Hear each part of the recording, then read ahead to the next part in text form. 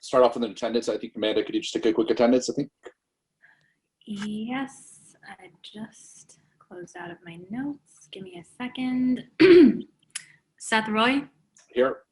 Michael Aronson. Here. Nina Aaron is not here yet, but maybe soon. Bobby Bowker. Here. David Chow. Present. Alberto Fernandez. Here. Sorry about my dog. Eric Talbot. Here. And Jaime Martinez, Planning Director, is here. Jamie Kane, Planning Board Secretary, is here. Manuel Casada, the Board of Trustees Liaison, is here. And the land use, Amanda Rosie, Land Use Attorney, is here. And I'm going to mute my. Thanks, Amanda. All right. So with that, I think we can call the meeting to order. We have our attendance taken, and we can get started with our agenda. And I think I just switched out the wrong window. So we'll get started tonight with Planning Board 03-2021. This is 173 Cedar Lane. Do we have we have the required letter that was needed for this, Jaime? No, we did not get that letter. Okay. So there's nothing to go over today. Okay. So I guess this is off of the agenda then for now, and they'll work with you to get back on when they're ready. Yep. Okay. Then we will move on to the next item, which is 14 Water Street. This is another continuing business, Planning Board 06-2021 and VAR 05-2021. So I know we heard from them last week. They're in the process with ZBA, but we were going to just kind of take a look at where they are today, and just maybe use this meeting as an opportunity to talk a little bit about where they are, start kind of giving a little bit more concrete input. So are they here for us to bring in? Eric Churchill and Frank Felicciotto. Here for 14 Water. Okay. Yes, hello. Thank you for having me this evening. I want to give a brief update of where we are, and also introduce myself a little bit. I think I glossed over that the last time we spoke, and so I just wanted to give a little background of how we got here. I'm the CEO and founder of BLDGWORKS. We're a small architect-led development company. I am an architect by training, and I originally founded BLDGWORKS in 2015 to do architect-led development work. We focus on small projects that are hopefully important projects. I arrived at Ossining by way of commuting back and forth to keep the lights on when I first started BLDGWORKS, teaching up at RPI, commuting through up from Brooklyn 3 hours a day, and would often stop in Ossining or other Westchester River towns for dinner, going back and forth or taking the train. And I couldn't afford any property when in 2015, 2016, when I started. This past winter, when I was looking for what would be our first development project, I came upon this vacant piece of land at 14 Water Street, just right next to a train station, right next to, and like I said, vacant, and at a price that I could afford. And spent all night that night reading the zoning code to see what was possible on this site, and found out that with the grade plane, we could do 4 stories above 1 floor of commercial, residential. That's what the zoning code asked for mixed use. And I was like, wow, great, let's do it. That's exactly what I want to do. And was delighted to find that opportunity. And we So the next day, literally the next day, I drove to Ossining and looked at the property and met my neighbors. Knocked on their door, thought it was important to introduce myself and get to know the context of this little community here. And we got to talking about what the issues of this area are. And we spoke for about an hour and a half. And the first things out of their mouths were parking is a problem, and the street hasn't been paved in a long time. And what about trash collection? And so where we are, and those are concerns that go outside of my particular project. So we started designing the apartment building here, and a couple weeks after that, we were looking at the code after a pre-app meeting and said we need an affordable housing unit. And I said, great, that's the type of work we want to do. The zoning code allows for a density bonus. So we'll do the affordable housing unit. We'll put the density bonus on top as described. And we will, perform exactly the allowance that was allowed for at the site and intended by the zoning code. And of course, scale is everything here, and contextuality is very different for my neighbors versus myself, right? And that the scale of this project is, like I said, what the zoning code, what the code allowed for, what we thought was what somebody thought before us an appropriate scale of this project. And we believe that in this neighborhood, it's actually a small project. We really believe in incremental development. And in that way, the wealth that is created through incremental development stays in the community that is there. The alternative to small incremental development is blighted blocks with no investment happening in it, waiting for a large developer to come and buy a lot of vacant properties and do a big project. And we're proposing the opposite of that. We have a vacant lot, an infill development, the type of thing that can spur wealth growth of the existing community in this neighborhood. And so as an architect, what I hope will be a future, a resident of the street, I'm very optimistic that this type of project is contextual and necessary in this neighborhood. And so, going back to my neighbor's original, grievances with the issues of this community, or the issues of this neighborhood, was the lack of parking.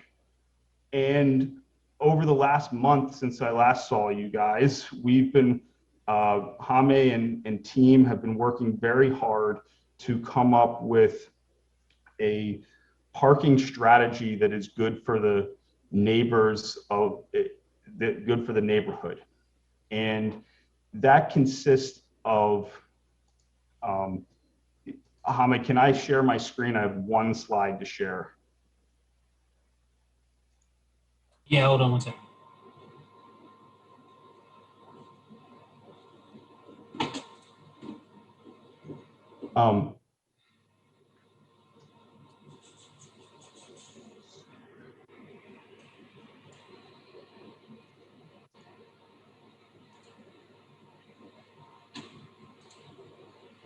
Try again here. Go ahead. All right.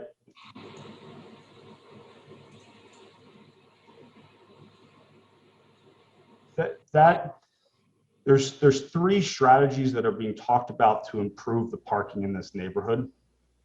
The first is a conversion of the municipal lot, of the train station lot, this lot here that's in orange to a municipal lot.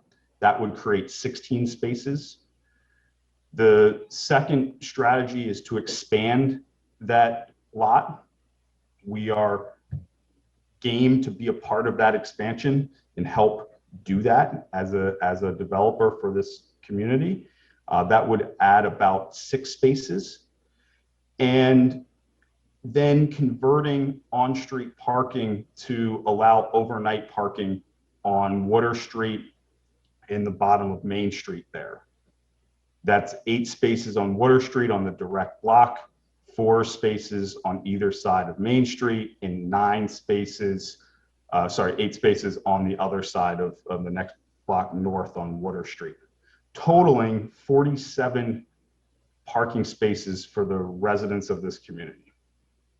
I am here to advocate for them on behalf of them to say that these are great changes that are being proposed.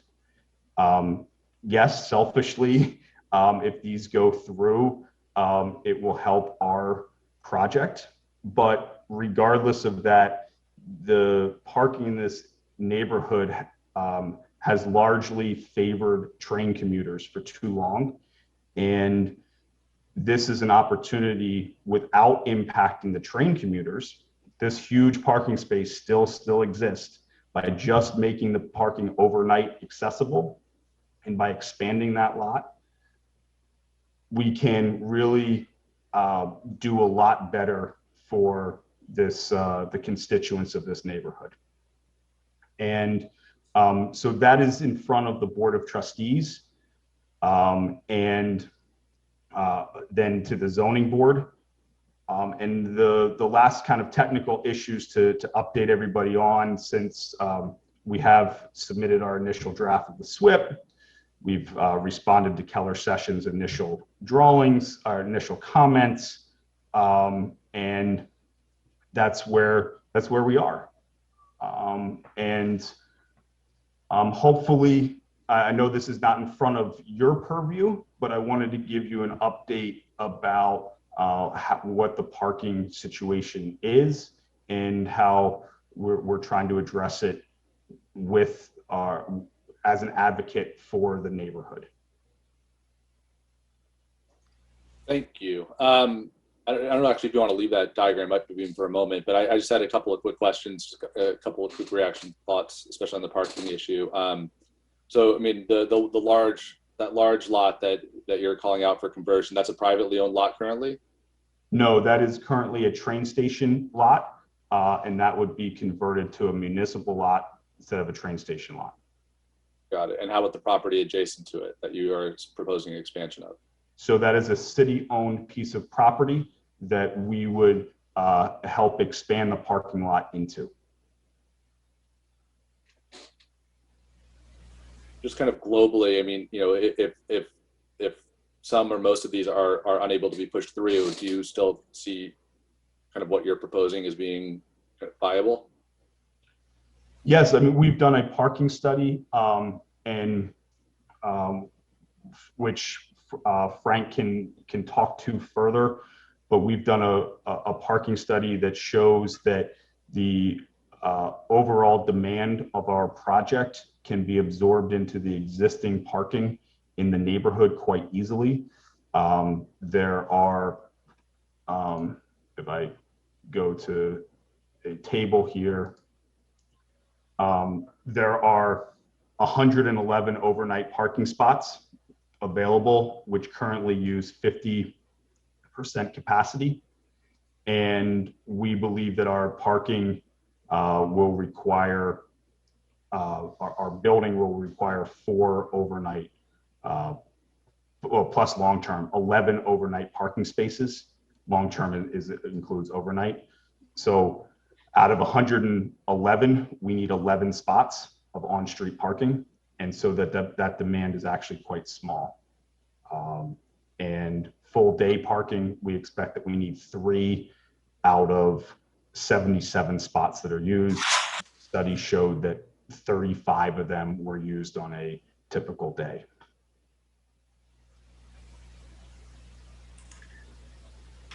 And just if I might add, this is Frank Villacciotto from Creat Manning Engineering. We prepared the parking study, and one of the important things to note here is that we looked at a 6-minute walking radius of the project site. That is that, excuse me, the red outline, given the kind of the shape of the roadway network, it's not a perfect radius. The blue line represents a 1/4 mile of a radius, but if you know how the streets are laid out, you can't just walk as the bird flies. So what we did was we approximated a roughly 6-minute walk, and that's the red area. And we counted, basically inventoried every single parking space within that boundary, what the curbside regulation was, whether it was overnight parking allowed or not. And that's how we arrived at a usable supply. And one of the things that's important about this project in particular is that it's a mixed use development. So while it has a residential component and a commercial component, the two are complementary in terms of parking. You think about it, if you live there, your demand is largely overnight when you're in your home, eating dinner, sleeping, etc. If you're there to do some kind of business, you're parking during the day. So there's a little bit of an overlap when it comes to time of day. What that does is it reduces the overall footprint of parking demand and spreads it out a little bit. So what Eric explained was that our peak demand is about 11 parking spaces. So we would need to find 11 available spaces within that 6-minute walking radius. And the numbers do show that the supply is available. But obviously, if we're successful at the Board of Trustees and successful at the ZBA, or really at the Board of Trustees, the idea would be that within a 1 or 2 minute walk of the project site, you'd have a significant more parking to choose from.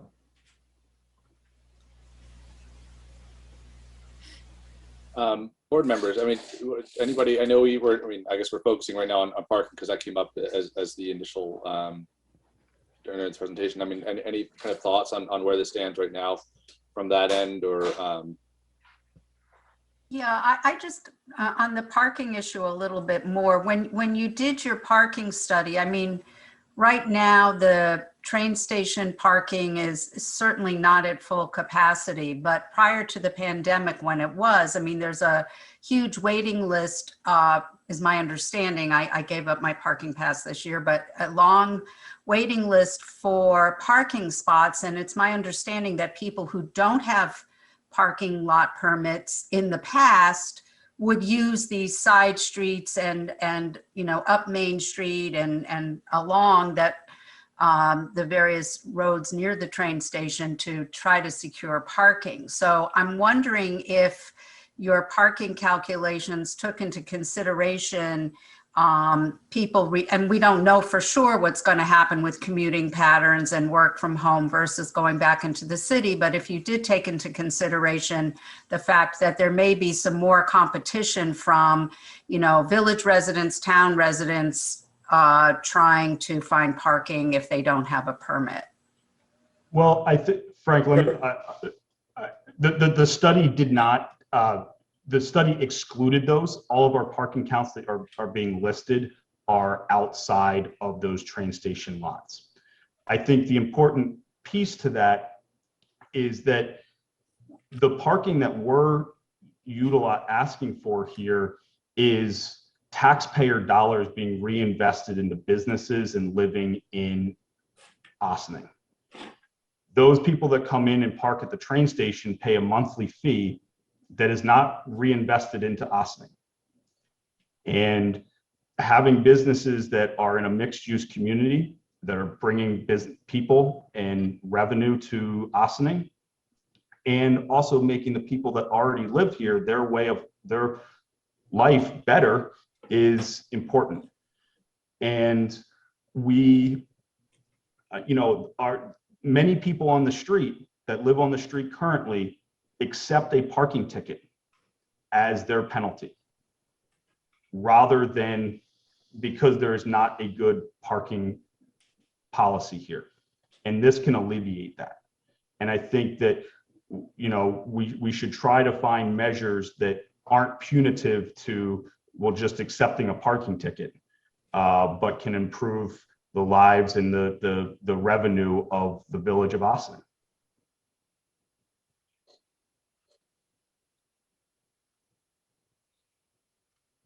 This is Alberto Fernandez.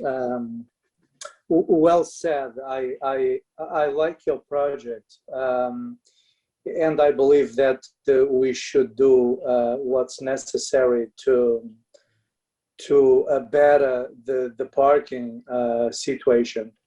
And doing that, we're gonna help bring this area up to speed, which has been lagging for many years. So congratulations, like your project, and like all it was said so far. Thank you.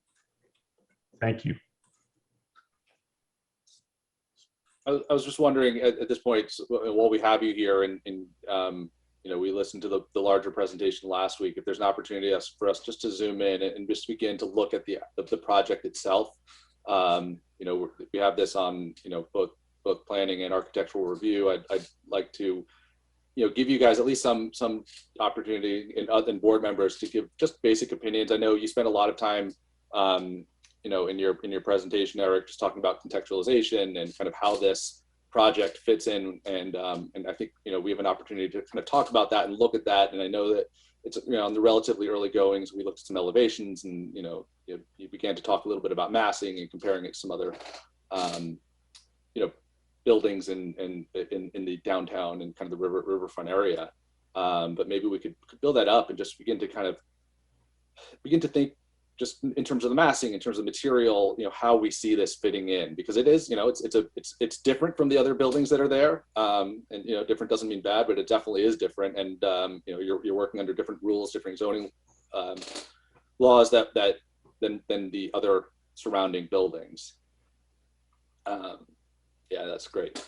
So I think it's kind of an opportunity for all of us right now, just to kind of really, if we have any, and I say all of us, just board members, just talking about kind of questions, concerns, thoughts that we have on how this thing fits in. I mean, this image is actually an interesting one, right? Because it omits everything around it. It kind of shows these the blank lot line walls that are there for future development to go up against it, but kind of while it's looking at that at the future, what this is going to feel like or look like with the buildings that are there, that could be there for quite some time, I think is really important for us to kind of begin to wrap our heads around.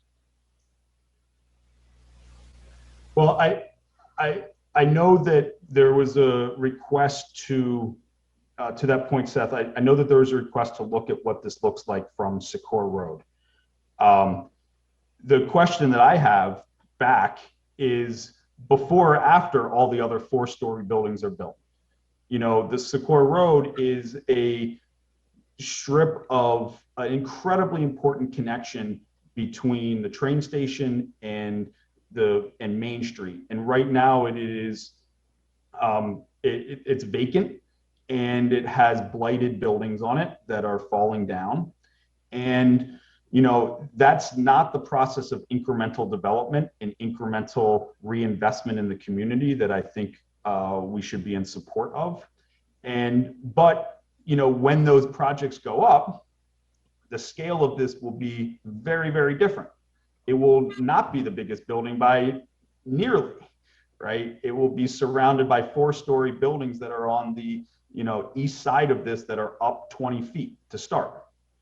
So I think that there's a continuum of time scale here to consider, and I think that's what you're speaking to of what is that scale? Yeah, no, and I think I am certainly I'm speaking to scale. I'm speaking I think to massing and just kind of how this thing looks on the street front. And you bring up an interesting point also about the question of Secor versus Water Street. Because I think one of the things that this project is doing is putting more of a street front on Water Street as well. And while we think of Secor as being that main connection point from the train station up to Main and the village, I think projects like this may alter how we perceive that connection. And also, and again, I guess we're kind of talking about two different things side by side, but also just that temporal aspect of it. And when we're talking about Water Street, I think that they're down on that end of the hill. I think that you're going to be living with certain buildings and neighbors that are there longer than you made on Secor. So while it is important to think about what this will be in the future, and and you're kind of massing to a zoning envelope that kind of prescribes what how the building can look and how it can be shaped, but it'll be a long time. I think this building would presumably exist for a long time with some of its older neighbors as well. So it needs to really work with what's there while also being sensitive to what's moving forward. And I think that's that's something that I'm going to be kind of thoughtful about as we kind of move forward with this review process. Yeah, I just want to echo what Seth said. I mean, I do think this is an exciting project, and I really do appreciate your sort of approach to incremental development. But I also know we have other items on the agenda tonight with buildings nearby that are also sort of going to impact the character of this sort of little triangle, if you will, in the near the train station. So, I think it's important to take the immediate context into consideration with the adjacent neighbors, as well as some of the proposed development that may or may not be going forward in the near future. Certainly. And we, like I said to my neighbors the very first day that I met them, we want to be a good neighbor. We want to be part of this community. If we're looking, I know this zoning code here, the proposed form-based code does not apply to our district, but it is a great code to follow nonetheless. And when we're talking about street walls and we're talking about step back and how to mitigate that height by having those setbacks, we are doing that. Ironically, we were doing this even without knowing that this form-based code was coming, because as architects, we're sensitive to these things.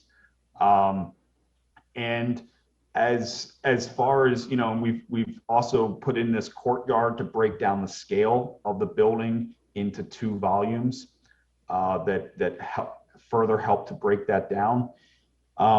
And as far as we looked at this map the last time, as far as the scale of other projects, there are 7-unit buildings that this building right here is a 7-unit building. There's a 5-unit building. It's mixed use in this neighborhood. And so we are, I think, these are apartment buildings over the funeral home here. So I think that are 0 lot line buildings. And so I think that there is a precedent to draw from, and further to try to create the character in this, as you might remember, looking at the vernacular of the wood porches and bringing that vernacular into a modern context that combines with the masonry of the surrounding context as well. And we're, bringing that language into our project.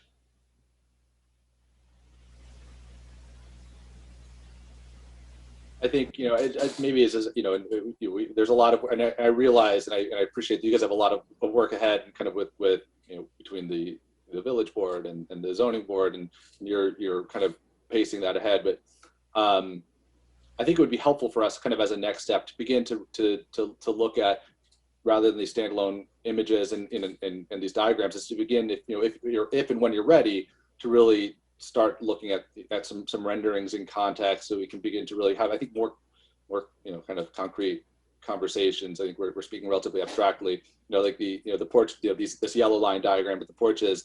I mean, it looks nice, you put yellow lines, you've got this kind of post and lintel porch type structure. I don't necessarily see it when we look at this image and we look at the images of the houses. And that doesn't necessarily mean that, I'm not saying you need to make it look like a front porch on a house. But to begin to be able to have these conversations look more concretely, and by having just an additional set of images, renders, insight, where we can look at that context a little bit more clearly. Something that I would like to see. I would back that too. I would like to see it with, to just see with the buildings on Water Street, the height of them, where they are in position to, to your rendering. I mean, just in a rendering together, so we're not looking at them separately, just to get a better sense of it.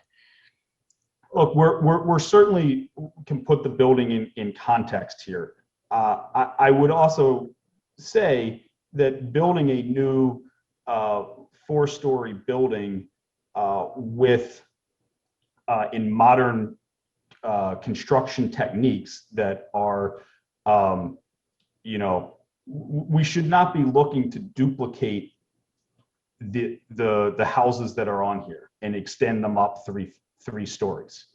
This is a typology of a neighborhood that is meant to have 0 lot lines, and a typology of a neighborhood that is meant to be one of the densest, as the village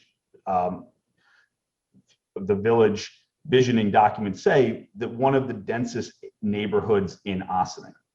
And so I think taking the typology of a single family or 2-family houses and, expecting that to be just extended up with clapboard siding probably is not the direction to go to create a contextuality.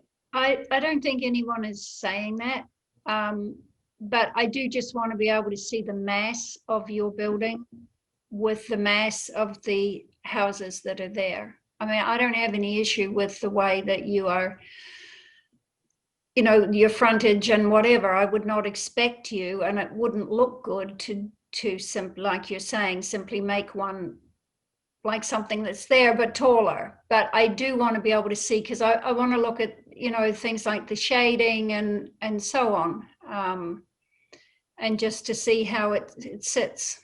That's all. Certainly, we can work on that. I will tell you that it will be different than what is there, and I think that is I think that we can be a good neighbor, and we can be respectful to who is there without, constraining ourselves to the future of this neighborhood. Yeah, I just, okay, you go ahead, Alberto. Seth, yeah, this is Eric Talbot. Eric, I think this is an exciting project too, and I'd like to echo what the other board members said. And you obviously, there are certain infrastructure needs that you have, like parking, which are reasonable and are all things that should be, taken a good look at. I think that the density, I don't think my concern is with the density. I like the idea of incremental infill. I think when my initial thoughts of looking at the renderings is just the use of materials and kind of like how that fits in. And also I know that this is also piggybacking on the conversation or the comments from my other colleagues, board members, but that of course, like it doesn't need to look like it's trying to just fit in between the 2 or 3 houses that's in there. But I think maybe the larger scope is, I was thinking about like downtown Ossining, maybe the history of Ossining, and like some of the things that make what the history of Ossining, what make the architecture in Ossining unique. And I see the areas, of course, that you're referencing in terms of the columns and things like that. But I'm also thinking in terms of materials, where that's glass block versus some sort of stone or metal cladding versus some sort of, engineered wood product. I'm not trying to guide your design process or anything, but I know that this being a new building, that it will be something that people will get excited about, and people, it's a great opportunity, I think, to, to introduce people to in the community to infill development and what that can look like.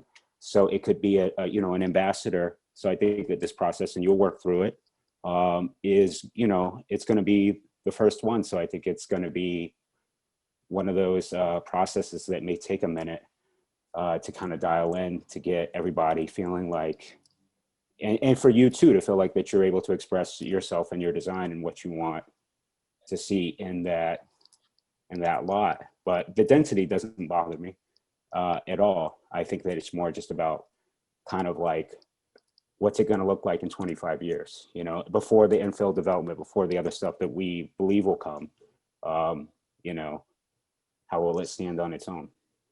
That's all I'll say. And appreciate the comments. Look, somebody's got to be first, right? And somebody, and we're going to hear, you know, the next agenda item about the second, right? And hopefully, and then the DPW site, I guess, is actually the first, right? We're not the first here in this area.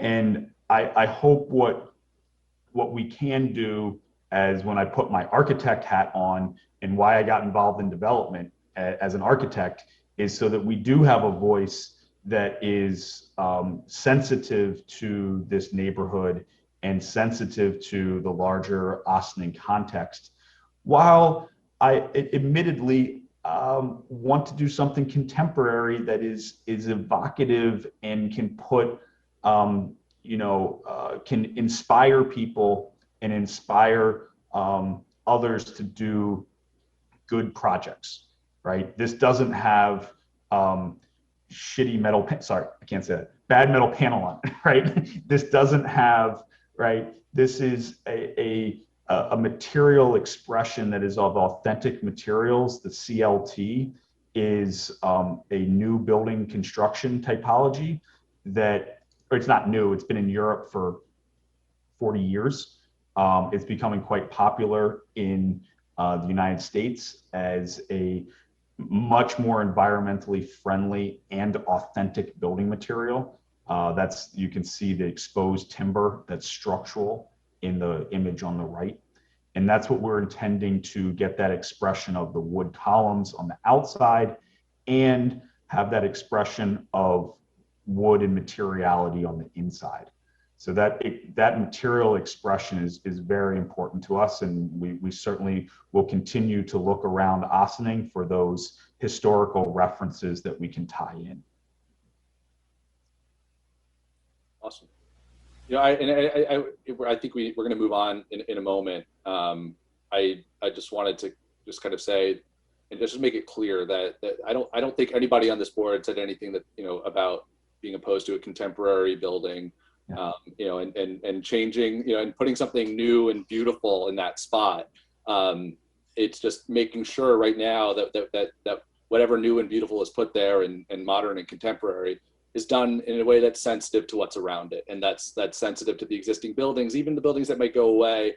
You know, at some point, if, you know, whatever, you know, whether it's through massing or something else, it reflects the things that are there. Someday when those things are gone, there's kind of, you know, there's a reflection of them in this thing that, you know, in this first building to go. But also just that when it does show up, it's kind of, we don't want it to be, you know, scary and daunting and you know, we want to make sure that it's beautiful. And that's I think what we're looking at. So certainly certainly appreciate that comment, and we're certainly working to try and alleviate those concerns in both the massing and the materiality of the project. Very good. Amanda, just a point of process. I think we're just discussing this. There's no public hearing on this tonight. No public hearing. We're still in the secret process, and I think that the renderings you've requested will definitely be helpful for purposes of the zoning board's secret analysis and, you know, getting these issues out there and helping them in their, you know, lead agency role. Very good.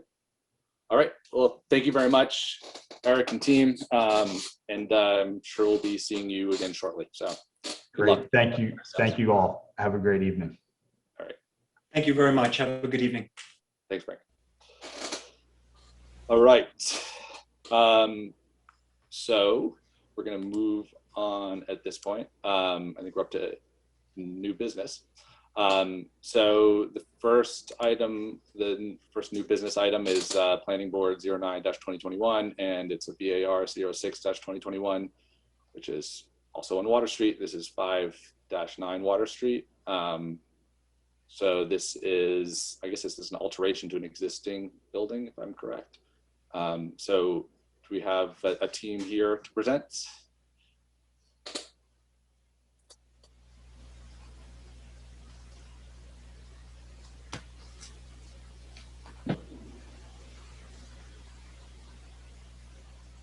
We have JB Hernandez here.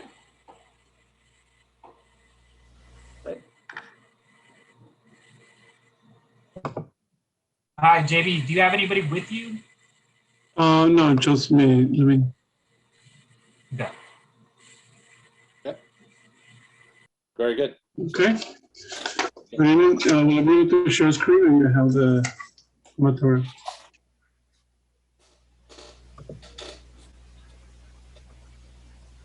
Go right ahead.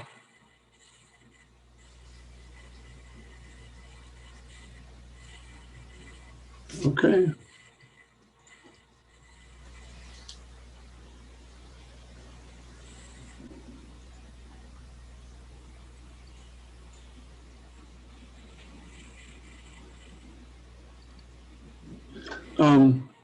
Well, this is a little bit of contrast with the prior project.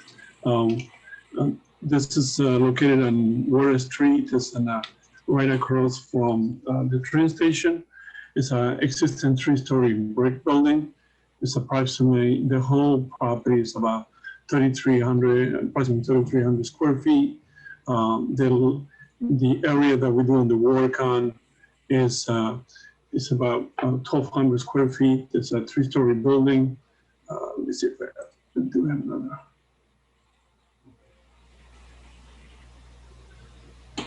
You see those, you're still seeing the drawing, you see the picture now.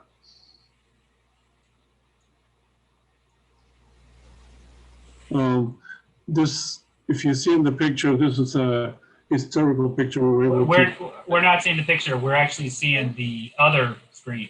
We're You're seeing showing us the wrong screen. Yeah, it's a fold. Right now. There we go. Okay. Okay. So this is an old picture we were able to get. This is the old train station. This building here is no longer around. This is actually the parking lot. In this building in the back is actually the building that we are working on. It was always 3-story, and we are adding a penthouse, and we kind of got inspired from the idea from the old water towers that used to be on top of this building. Let's see if I can go back now to the drawing there. So this is the Station Plaza North. This is the next to the coffee shop that is being hopefully open up soon.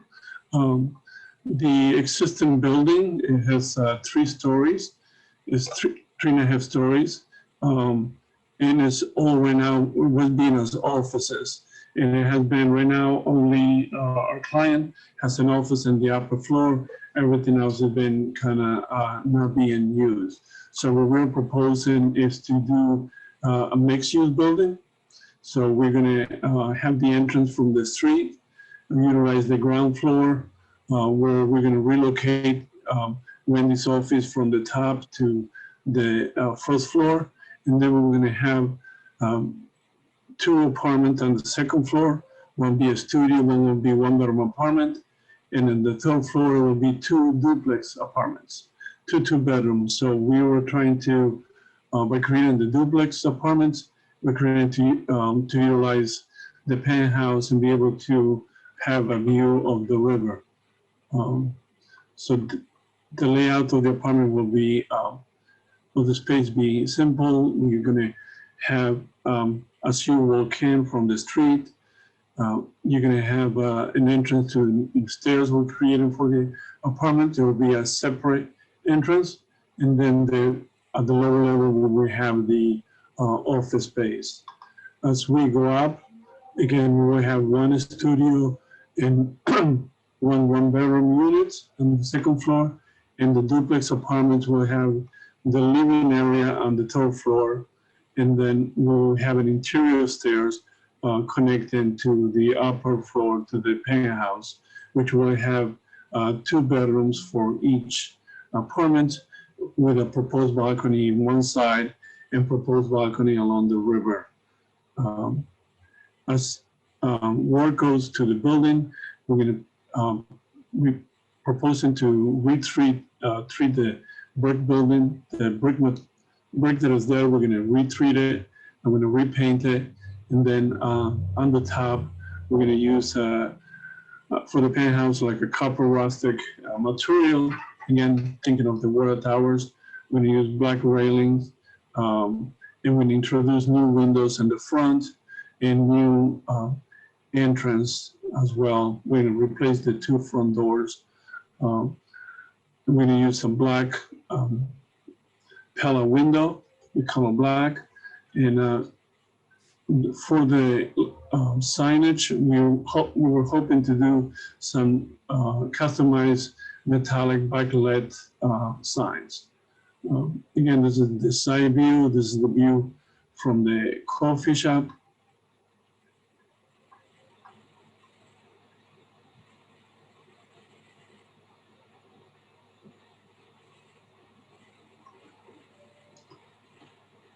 And again, this will require requires a conditional use permit, and we are requesting a waiver for parking in this case. We demonstrated that the existing parking being used by the offices, or was being used by offices, was 8 parking spaces, and the amount of parking that we will be requiring now that we'll convert 2 of these levels into apartments, it will also be 8 parking spaces. We're not changing the exterior of the building except for the windows and the doors. We're not enlarging the lower level. There is no actually site plans, so this building occupies the entire property. Again, we are working hard to try to maintain what was the original building, or somewhat of the original building that were here. And I know we had to go to the Environmental Conservation Board, but we wanted to start with the Architectural Review Board and get any comments or any feedback as to the finishes or what we're trying to do with the building from the board. All right, thank you, JB.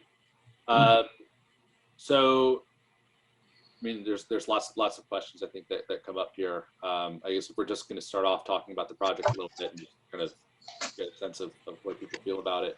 I'm assuming, you know, all of those windows are going to be new punched windows through there. I'm sorry? You're punching all of those windows are new, right? Those are or modified. Yes. And those are steel casements, or meant to look yes, like. This part of the windows will be operable because we need to do, you know, for egress and ventilation purposes. So there will be 3 fixed components to the window, and it will be an operable portion. And the entrances, I know there's are those you're going to try to restore the brick arches down there, and are there? I know there's one on the maybe on the south side of the property, right? Yes. And then the other one would be fabricated to match. So, or yes. That's the intention. Yeah.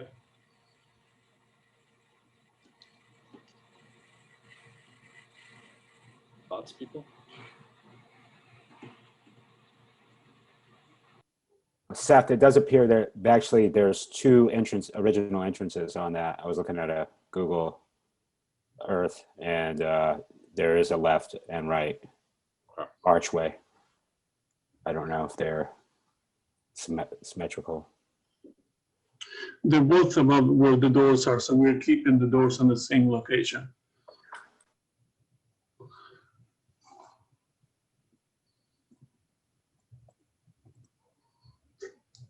JB, Bobby Bowker speaking. Are we adding square footage to the building, or are we just repurposing what is existing there? We add in the penthouse. Okay. which is about 1,000 square feet that we added to the building. 1,000 square feet. But you're within your allowable FAR? Yes. So this will be office, the office entrance. This will be the entrance to the apartments as you go up. This will Real be quick, if I can, JB, I just wanted to, just as a follow-up to that question about whether within the available FAR, in Station Plaza North, there is no FAR. There is only building dimensions that you can build to. So essentially, you can build to 0 lot line, you can go up to a certain height, but there is no base density in this district, which Amanda is smiling because we have been dealing with this issue in another matter. Right. So, There are other, there's a height and stuff like that, but there's no FAR. So what is the, I mean, are you looking, other than parking, are you looking for any other zoning variances? no, we're not. Actually, we're not looking for a zoning variance. We are. I'm sorry, JB. As of today, I believe that Joe Augustinelli, our building inspector, reviewed your calculations for the interior apartments. And Jaime, correct me if I'm wrong, but one of the apartments doesn't comply with minimum habitable floor area for the zone. well, that is, so yeah, we did have a conversation earlier today. We didn't actually follow up with you, Amanda. That is a good question, JB. I think you're going to have to clarify whether or not you need a variance or not. My understanding is that you submitted some materials that say that you do not, but I just wanted you to verify that on the record, if you could, because that came in about at 3 o'clock this afternoon.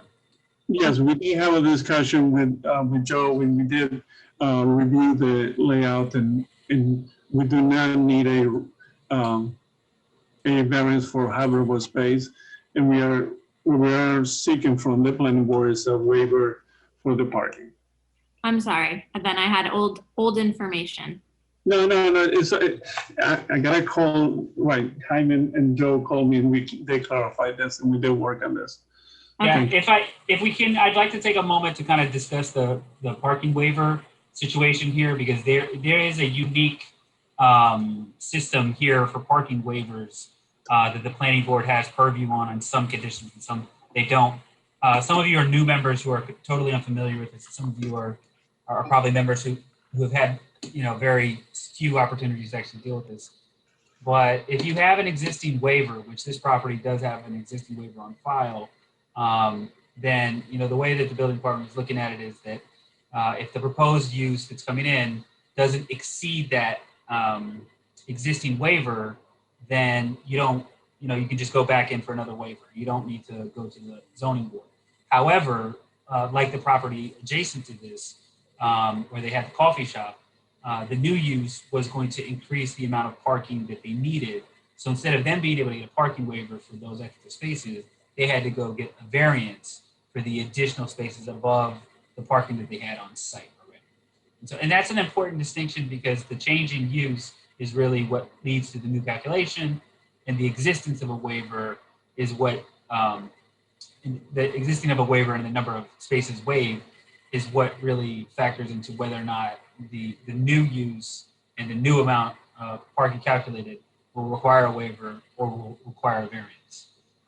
It just makes this a little different, right? Because it's obviously more volume, but the amount of parking required for residential units in the space for the code is less than the amount of parking required under the previous use, which was, I think, considered like office space. Yeah.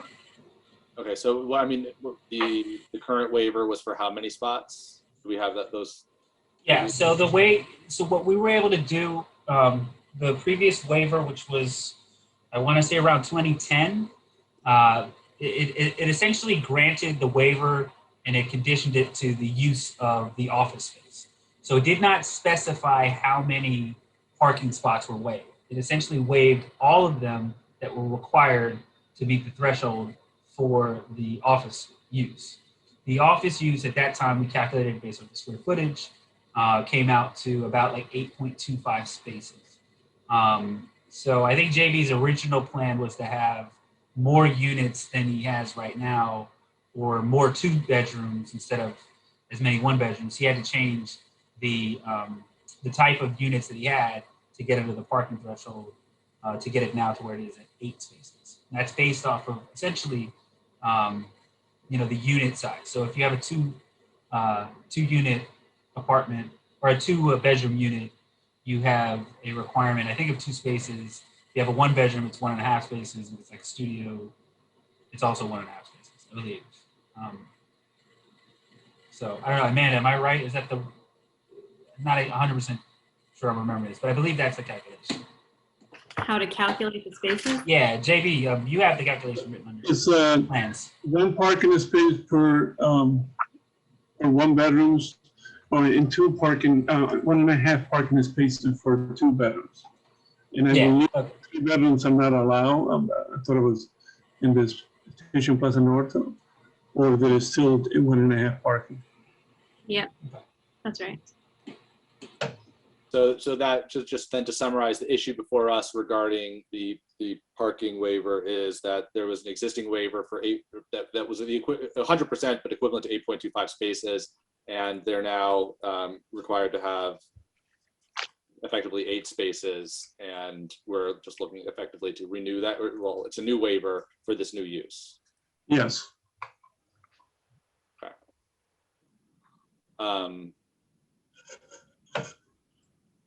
Okay. So just to get away from the parking for the moment, but looking at your renderings, just back on the windows, you've got if you scroll down further, your other elevation shows very different windows. I'm just wondering if something, you kind of got a hodgepodge of design of windows, I guess is what I'm getting at. Whether there's some way of making them more consistent. Yes, we will definitely look into that. Yeah, sorry. No, you go. I mean, I was going to make some similar comments about the windows, and actually, thanks, Nina, for pointing this out on the side elevation. But on the front elevation, I was also just wondering, it seems a little, I don't know if the right word is bland in terms of the design, but I was looking at the definition of the windows and wondering if, I'm not sure what the answer is, but just wondering if there's something that could be a little more interesting or exciting about the frontage. And I have mixed feelings about the addition in terms of the use of the metal siding. I kind of appreciate wanting to mimic a water tower, except that there isn't really a water tower there as a point of reference.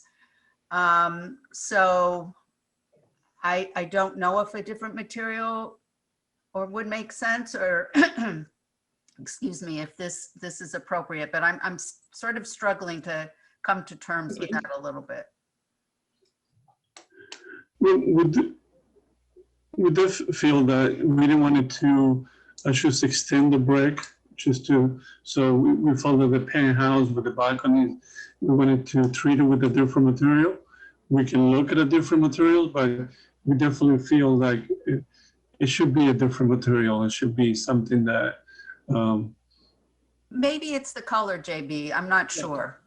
Maybe to me, maybe a gray metal.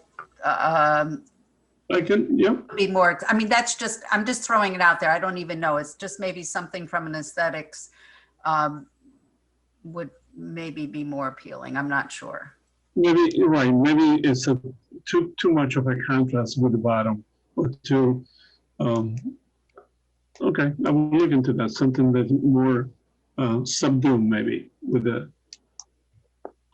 And I don't know how other board members feel about those windows, but I'd be interested to hear what people think and whether they do think maybe some more attention could be paid to the windows. And then the spacing of the windows on the side, I mean, I recognize that it relates to the layout of the individual units, but I agree with Nina.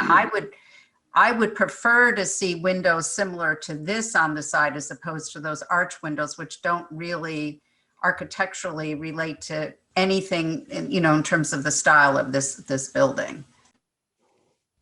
JB, can you scroll to the side windows again? Yep. Thank you.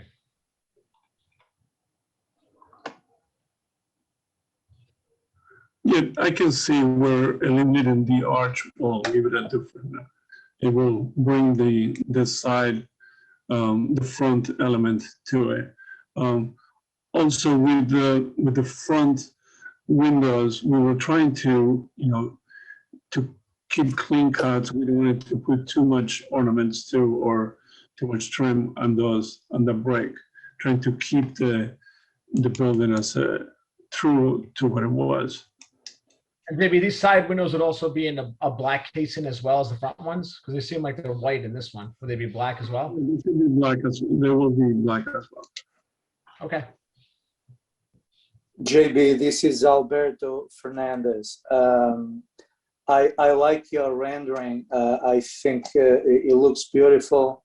I like the industrial look. I think it fits the neighborhood. And I agree that the back windows or the side windows should be also squarish and looking like the front windows that look really good. I like to differentiate, just like you have it, the top and the addition, the penthouse. I like it. Good work, JB.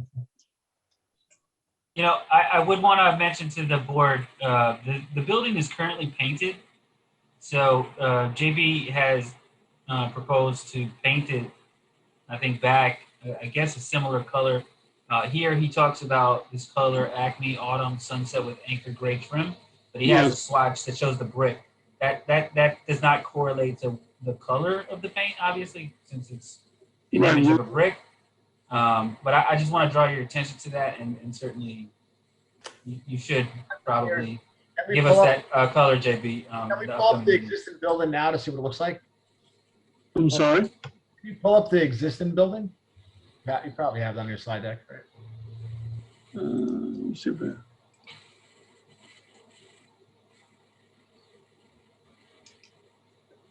Oh, I'm sorry. I did it again. I'm sorry. There you go. We wanted to bring down the, more to an accent color, not so. It's a marked improvement from what it is right now. I mean, if you do a split screen of your rendering compared to what it is now, it's a marked improvement. It's much better.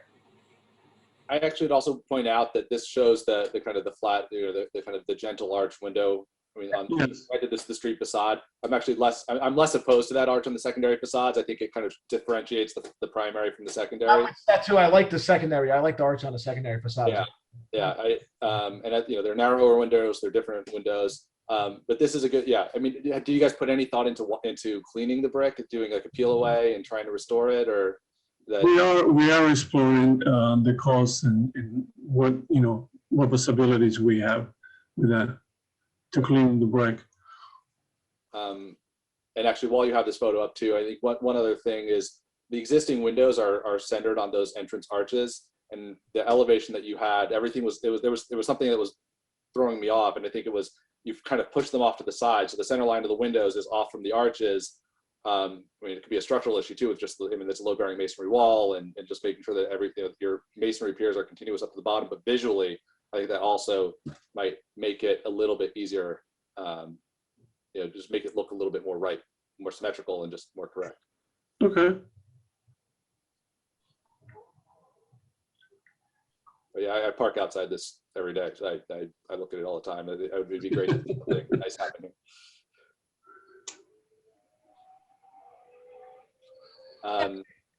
I had another comment. I noticed that you've got your mechanical room on the lower level. Yes. And you're in a flood zone, and I'm just thinking back to Sandy, and that there are many buildings near the water that found that their mechanical rooms got flooded.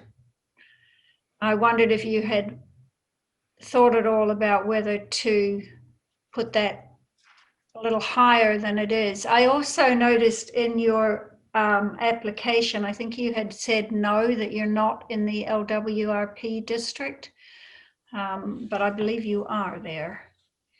That's sort of on the side, but yeah, I just wondered about this, the placement of this mechanical room, you know, just from that perspective.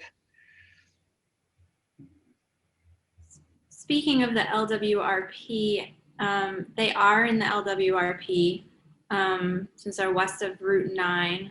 Yeah. But the way that our code is written, and I think we indicated they would need to go to the EAC because of their presence in the LWRP, but the way that our code is written, they only need to go to the LWRP if this is an unlisted action or type 1 action under SECRA. And based on my reading of SECRA, I would say this could be considered a type 2 action since they are reusing a residential structure for a permitted, another permitted use. So I don't know that they actually need to go to the EAC. It might be something that the planning board wants to refer to the EAC anyway, since they are in the LWRP, but they're not required to go. And Jorge, I want to second what Nina said. This is an AE flood zone, so we might want to second guess where the mechanical room and the workout facility is in there. If it's going to be below grade, because it is an AE flood zone. Yes, definitely we'll look into that. Okay. And while we're on the topic of EAC, is this something that anybody feels?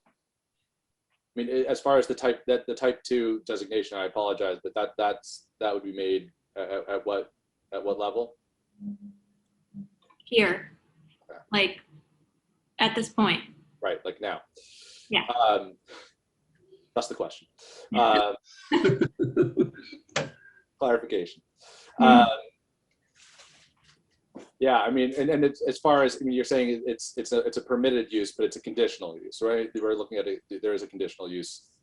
Yeah. So if you want, I'll read the section of the regulations that I'm referring to, which refers to one type of type 2 action is reuse of a residential or commercial structure, or of a structure containing mixed residential and commercial uses, where the residential or commercial use is a permitted use under the applicable zoning law or ordinance, including permitted by special use permit, and the action does not meet or exceed any of the thresholds in, you know, the type 1 section of the regulations. And so conditional use permit is a type of special use permit. So I would consider this as meeting that type 2 criteria. Makes sense to me. I don't know. How do you feel, Jaime? I think, to be honest, I would agree with Amanda. We have been looking at this internally to discuss it as actually going to the EAC. But I think she's right. It's really a hard thing in this situation to see what kind of value the EAC is going to bring to this project, because it's an existing building. They're going to go straight up. So there's not a lot of like area where you'd say, well, it's kind of on the border, let's send it to them because they're going to be able to contribute something to it. And if you don't have to, there are plenty of other projects that are going to be going in front of the EAC for them to talk about. So I don't think we need to give them extra work. So I would agree. It does look like a type 2. I can't think of any reason why it would be type 2 at this point. And the sort of the devil's advocate to that is that they're not ready to go with the BAR approval right now. So if you did want to send them, it would go next month and you'd have comments back by the next meeting. So I think it's, it's best practice to not send people to extra boards if they don't have to, because that comes at an extra cost to the applicant. That's my personal opinion, but it's up to the board. I would say the decisions that we have in front of us, kind of weighing on whether or not we would go to EIC. The project has an existing parking waiver, which is before us to decide on, and the conditional use. But other than that, it's an existing building that's just being renovated. So just kind of like taking just kind of there's basic common sense in terms of what they're changing, what they're altering, and how that would be relevant to EIC. I'm comfortable with a type 2 and not referring it just based on the minimal changes that have been made. Yeah, I would second that. I agree. Agreed. Agree. So do we make a motion now to designate this as a type 2? Would it be we have to do a public hearing for this? You don't need to do a public hearing to designate it as a type 2. Okay.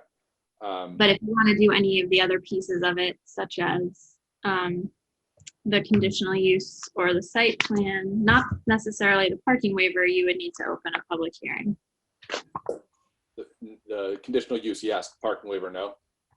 So the parking waiver, I think we would want to go through. There are 4 particular pieces in the code that you have to just make sure those conditions are met in order to grant a parking waiver. Doesn't say anything about having a public hearing for a parking waiver. But if you're going to open a public hearing anyway, on conditional use and site plan, then, then you can talk about parking waiver stuff in the context of it. Fair enough.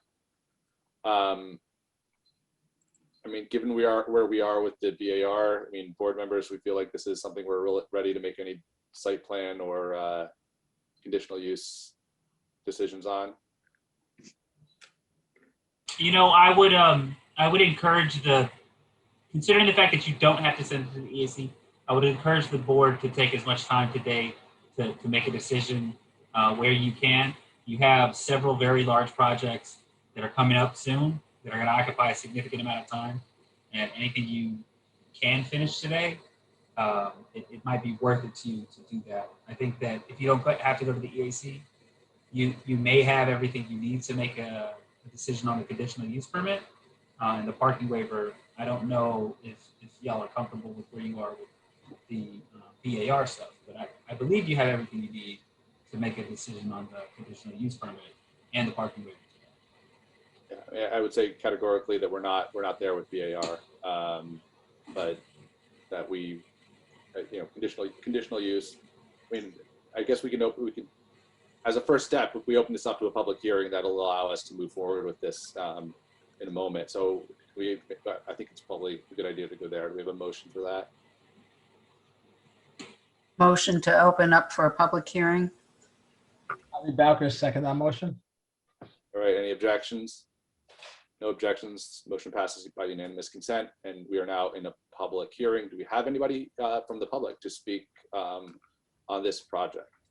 We do. Site plan approval. Awesome. All right, let's bring them in. Who do we have? Yeah, Peter Chernoff.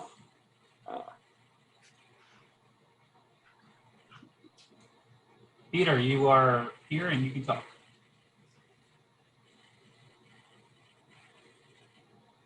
Peter was here. You gotta hit that little unmute button. Oh, hi. I should preface this by saying I don't have any role in this project, but I did want to point out with respect to the use of the corrugated metal. You've got a sort of real hodgepodge of stuff going on the waterfront, including 19 Water, which is carbonized metal, which is actually that same material. You've got the metal on top of the, makes up the roof of the staircases coming out of the train station. I don't think it's really out of context. It perhaps could be there could be more of a juxtaposition of color, but I think it's I think it's a good material for down. And that was my 2 cents. That's all I wanted to add. Thank you, Peter. All right. Appreciate the comment. Do we have anybody else from the public to speak to this? Nope. Jaime, your hand is raised, Jaime. My hand is raised? Yeah. I've been talking this whole time. Let me lower my hand. All right. Okay, well, and you checked emails and you've checked your... Let me know. I have not checked my emails. Hold on, give me 2 seconds.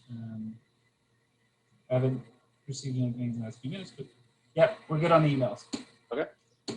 I would just say, if you're ready to go forward on these things, then definitely go ahead and close the public hearing. But if you're going to hold anything over, then I would suggest adjourning the public hearing. Right. Just keep that in mind. No, I understand. I mean,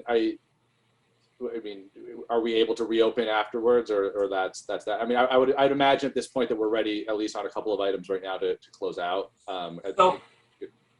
Yeah. So you just had a combined public hearing that was for the BAR for the conditional use and parking waiver. If you were to close the public hearing, I don't know, Amanda, the mechanics of that. I would kind of need a separate. Right. I would say that if that also include, if that was for everything, site plan, conditional use, BAR, I would suggest adjourning it because you're not ready for BAR for a BAR decision yet. Okay. Yeah. That's fine. Could we specifically close the portion of the hearing dedicated to the conditional use, but keep the BAR adjourned? Yeah, I don't see a problem with that. Okay. So would we would need two motions, or can we do that in one motion? You can just say we're going to adjourn the public hearing as to the BAR application and close the public hearing as to conditional use, site plan, conditional use and site plan. Right, and there is no public hearing for the parking because that's not required. So no. Right.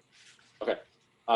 So the motion as just described by Amanda, we have that motion.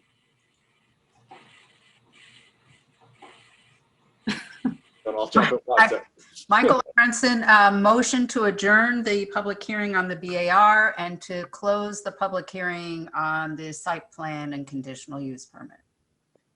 Bobby Bowker, I second that motion. Objections? No objections. Motion passes by unanimous consent. Just point of clarification, the parking waiver, yeah. The parking waiver is a part of the site plan, correct? Well, yeah, I mean, it doesn't need a public hearing. So I was suggesting before that if anyone had any public comments on the parking waiver, they could give them during the public hearing, but it doesn't require a public hearing. Okay. So at this point, we've adjourned the BAR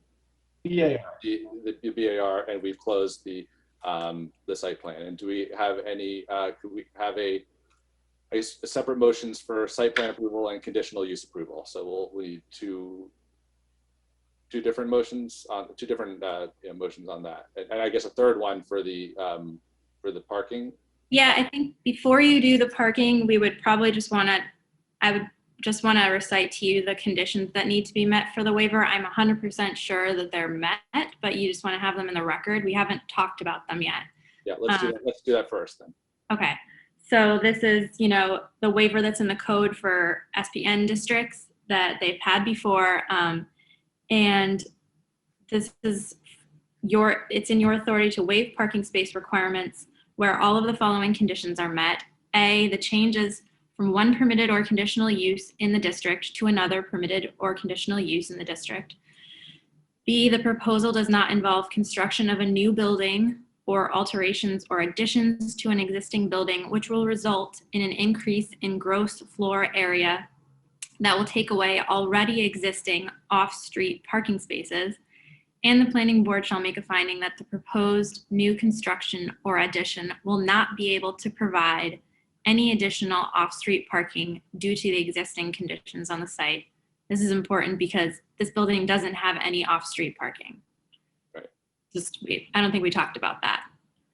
Number 3, the proposal does not result in the loss of existing off-street parking spaces. There is no off-street to be lost. Sorry? Yeah, it doesn't have any, so there's nothing to be lost. Right. Not even a sidewalk. Right. And the last factor is the new use shall continue to have access to any parking spaces to which the existing use in the same location was granted access. So those should just be on the record when you're granting a waiver. Okay. Make sure that they're met. And that last condition is met, just that the new use, the residential use will have the I mean, shall continue to have access to any parking spaces. That's JB. I'm assuming that's met. Yes. Yeah. The client, Sorry. Go ahead. for the past few years, the client, I think, since they bought the building, they've been getting parking tags for the parking lot. Okay, so and that includes overnight parking. Yes. So by going from office use, which is daytime parking, to residential use, there's no change in the use of that lot. No.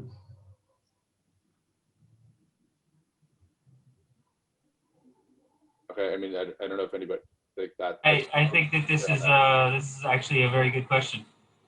Can we read that last piece again?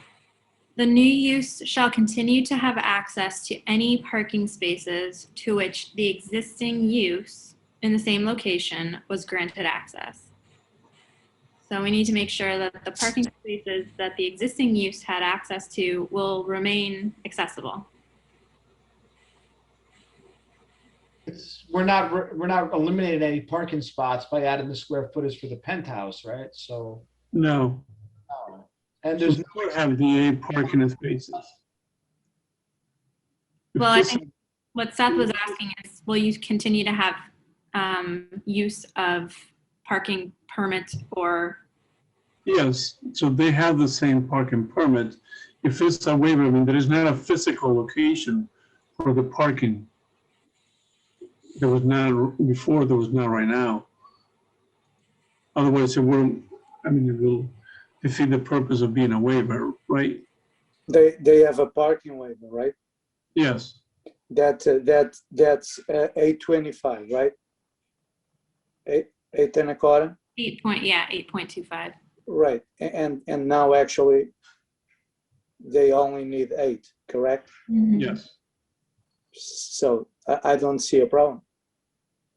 But isn't there, oh, sorry. Seth. No, go ahead. I was just going to say, isn't there an issue between daytime parking and overnight parking is the concern here? I mean, you know, office/commercial use versus residents who may need parking both during the day and at night. So do we meet the requirements there? Or do we have to put a condition in that there are these parking permits provided, or? I believe that the overnight parking is actually better than the day parking because of the train station. So if anything, I think it's beneficial. Can I ask a question about this? So I haven't ever seen the parking waiver, or I know it's an administrative process. So the parking waiver and the permits are connected to one another. There is a procedure for the person who currently lives at, or the person who currently owns this building, or a previous owner, when they were operating it as an office, there was a procedure for them to go in and get parking permits, and those parking permits provided that the parking could be overnight. I believe that now we are confusing parking permits or tag parking, because the waiver it talks about the number of parking spaces that are being waived. All right, so you didn't have to create parking spots, but so the tag. So what facilitated the tag, I guess? That was just a comment because the owner has currently. She has tag parking, but that doesn't. Okay. It's not part of the waiver process. I got you. Okay, thank you. Amanda, can you do me a favor? Can you pull up that text and share it on your screen? Yeah. Because I'm not so sure that, I mean, I think we just need to figure out whether, you know, we're talking about tags. I don't know whether Yeah, and we should be talking about tags. Right, we shouldn't, right, we shouldn't. Well, I don't know that we should or shouldn't. I'm not saying one way or the other, but I think we should No, pull the text and. I think you're right. I think we should be talking about physical access, not necessarily permits. Right. Unless there's some special permit that was granted to these people in this building that would be transferred to the next owner and not like just like village permit. Yeah, I think it's like you can use those 10 spaces over there. Those are your spaces. And then you get a new use and you still keep those 10 spaces over there or at an adjacent building or wherever else. I think it refers to a physical location. I think the tags are a different thing. That's my, hold on, I'm pulling it up. That's how I read it. Here. It's this language right here. Saturday, the new use shall continue. Well, I mean, this is to continue to have access to any parking spaces. Right now we don't have access. I think the key piece to hang on to here is in the same location, and those parking tags do not have anything specific to the location other than the access to those spaces in that area during the time of those tags. The tags are irrelevant. Right? So what do we have with the existing use? What spots do we currently have with the existing use as in place right now? What do we have? How many spots? There are 660, and so I'm looking at the commuter train station page on the Ossining website. There are 660 permit spots that are owned by the Village of Ossining and an additional 68 metered spots, which are owned by Metro North. These are permit spots that the tags, I think, cover, as well as some other on-street spots. Yeah, so why would the new use not have access to those existing spots? And they would, you know, just like any village resident would be able to get a permit if they applied and were, you know, eligible, met eligibility requirements. Yeah, so talking through this, reading letter D, the new use of the residential over office space is not going to have any impact on this at all. They're going to have the same rights to these spaces that the office use would. Nothing's really changing except the use of the building. I just want to be super clear. What sticks out in my mind is if there's any do street parking spaces play into this? I mean, if the spaces that they're using are street parking, I mean, some street parking is not available in the village from, you know, 3 to 6. So like that was kind of what triggered it in my mind, which is that would be available to office, or maybe not, because if it's a 24-hour office, maybe that's irrelevant. I just want to see what is the parking to which the property currently has access. If it's, you know, station parking, which any village resident can get, then I agree, it's totally moot. I just wanted to make sure we had a correct conversation about it. Well, I think that for the most part, these conditions, at least B and C, are concerned with off-street parking, and then D wants to know any parking spaces that you have access to. So off-street, on-street parking for purposes of this condition, I think would be relevant, you know, because it specifically says any parking spaces.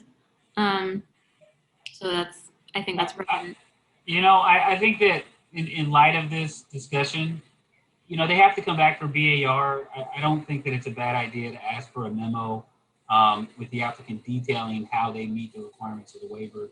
I think, you know, internally we've been looking at like, did it meet the number? But we did, I think, back when we had the second meeting for this, we did provide a memo, an email, and we do feel, I mean, this is. Did you provide it to the, apologies, did you provide that email in your application materials? No, I provided to, I believe it was you and Amanda when we had the discussion about the waiver. Because I do believe, honestly, I don't remember that part of the discussion. I remember focusing mostly on. I do, because I do believe that we are talking about physical spaces, and right now we don't have access to any physical spaces. That's why they had a waiver, and we're not going to have any more access. I think that refers to if you have, in the process of doing additional alteration, you're actually removing a physical space in the location. It says in the same location. Yeah, I mean, I see what you're, I mean, I agree with what you're saying with respect to this factor, talking about altering anything, and will that take away already existing off-street parking spaces? And we already have agreed that you're not doing that. There's no off-street parking to be talked about with respect to your building.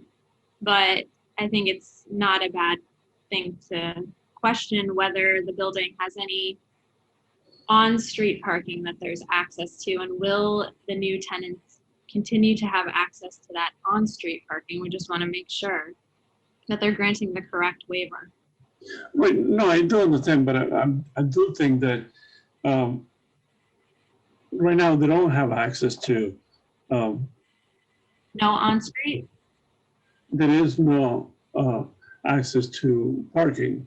There should have and again, it's a tag or permit that they can use. It can be, again, going back to what I was saying earlier, it can be a 6-minute walk, it can be a 10-minute walk. It can be up in Main Street. It's a night parking. So I should think it's if we're able to get over this point, then I would like to come back with choose the BAR next month if it's possible. Maybe part of the problem is even just the way that last point is even worded. It seems really, maybe that's just, I don't know. It seems unclear. That said, I think maybe one thing that would also answer it is are those offices open 24/7? I mean, if it's a 20. Well, I don't think right now I'm not sure. I have to go back to see when the offices were being used, what was the intention, but I don't think they were 24/7. I don't know. Go ahead. Yeah, no, I mean, I look, it's worth a memo in response to the waiver. I think that you have time. It's, Yeah. I think that's the only item that's kind of outstanding on this. I think we're ready to move forward with the site plan and the conditional use. But if we can have that, so we can pass that as one concise package, and then and obviously we've given you some feedback on BAR, so hopefully you can come back with some responses to that BAR stuff, and we can resolve this with a memo the next time we sit down. Okay. All right. So I guess we would then need to adjourn. Is there any, just adjourn this item till both BAR and the planning board items for. well, you did close the public hearing, and you're asking for new material on that parking waiver. Right, which we said didn't require public, which we said specifically didn't require public discussion or comment. Yeah. That even before we opened the public hearing, that the parking, the rule regarding the parking waiver did not require public input. Yeah. So we'll be reopening the public hearing for the BAR. I doubt that there will be any issue with receiving new material for the parking waiver. And like I said, the code doesn't provide for a public hearing for parking waivers. Can we, Are we adjourning the whole application till the next meeting? unless you feel like we can vote on the conditional use and the site plan without, we can't do site plan without the parking, right? So I think it makes sense to adjourn it until you have the right information about parking. we're just waiting for a clarification on that. So all we're waiting for is a clarification on point, I think that was point D, regarding the parking waiver, just to ensure that the current parking that's currently available to the current use will be available to the new use. Okay. All right. So I guess we'll have to do a motion to adjourn The application. until next week. Yeah. Yeah, that would be good. A motion. Nina Aaron, motion to adjourn to the next meeting. Michael Aronson, second. We'll do roll call.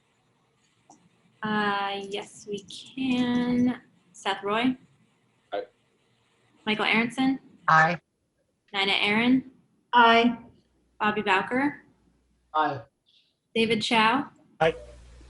Alberto Fernandez? Aye. And Eric Talbot. Aye. Okay. Right. So that motion, we're adjourned on this item, and we can move on to the next agenda item. The next item of new business, which is Planning Board 10-2021, 76 Broadway.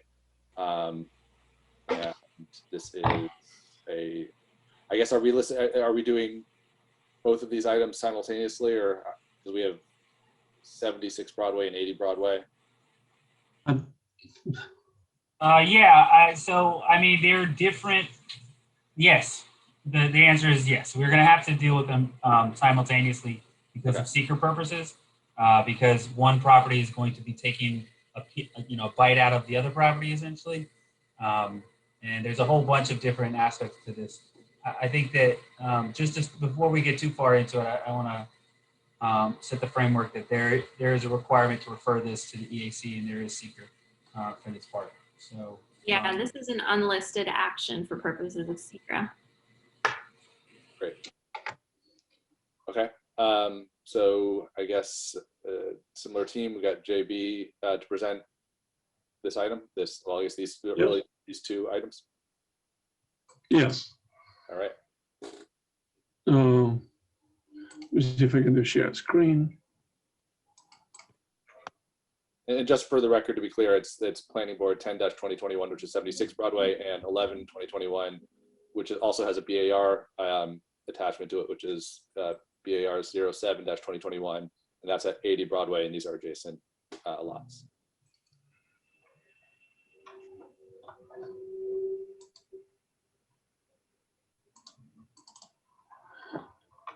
Okay, this is these two properties are located 76 and 80 Broadway. Combined, the two lots are approximately 20,000 square feet. They're located in a T-zone.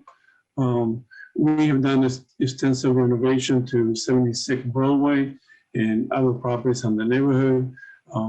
80 Broadway is the sandwich between these properties, and it does require a lot of work. So when we were discussing this with Peter, the idea of the concept of relocating, demolishing the existing structure, relocating a new structure to the rear of the property came about. And It's not just that it requires a lot of work, it's that it would really open up that area. It would also, it would allow me to landscape to the side of 76. It just beautifies the street, period. yeah, it was, well, part of the process too is that when we renovated 76, there is no parking in the front yard, and we were trying to do something similar to be able to landscape along Broadway and allow for better access to 76, better access to 80 Broadway as parking goes, and also in the future, maybe an easement to the neighbor. So this graphically here, which shows the two lots side by side, and schematically we are showing how we're trying to create what is called by us in code terms, a flag lot, where we'll be taking a piece of 76 Broadway and allocating that piece of the lot to 80. 76 Broadway will still be in full compliance with the zoning code. I will have 7,500 square feet. And let me see if I can enlarge that. And we have 7,500 square feet, and we will create an easement for all the properties to share here. It will be an access easement. It will allow for the driveway to 80 Broadway and to the access to the parking area on 76 Broadway. We are proposing to put pervious pavers there in order to maintain the coverage down. When we located a house for 80 Broadway, that puts us close to the Sing Sing Kilbrook, and we'll be dealing with the new wetlands law and the steep, and we do have a steep slopes near the property. So this is more a landscape area that we will show what we're trying to do.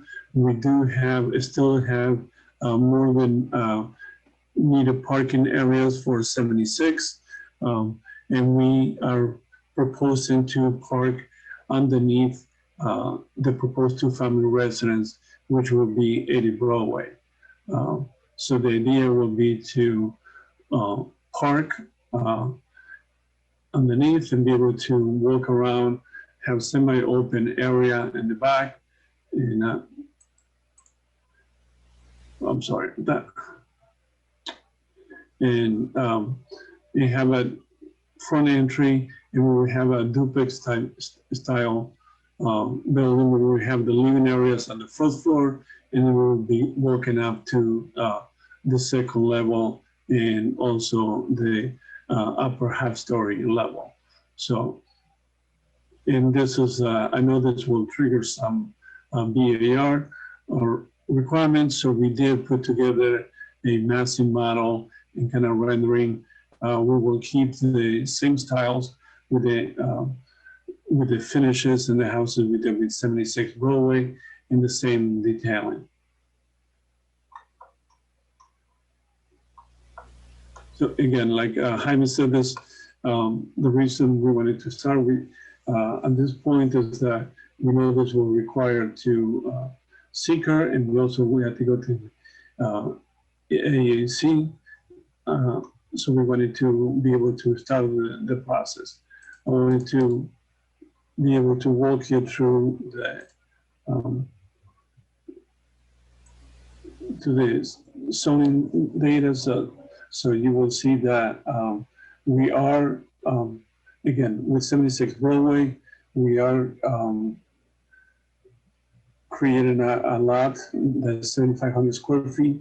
So we're taking about 7,000 square feet and we're locating it to 80 Broadway, which will have 13,000 square feet. Parking spaces, again, we have 6 parking spaces on 76 Broadway, and we'll have 4 for 80 Broadway.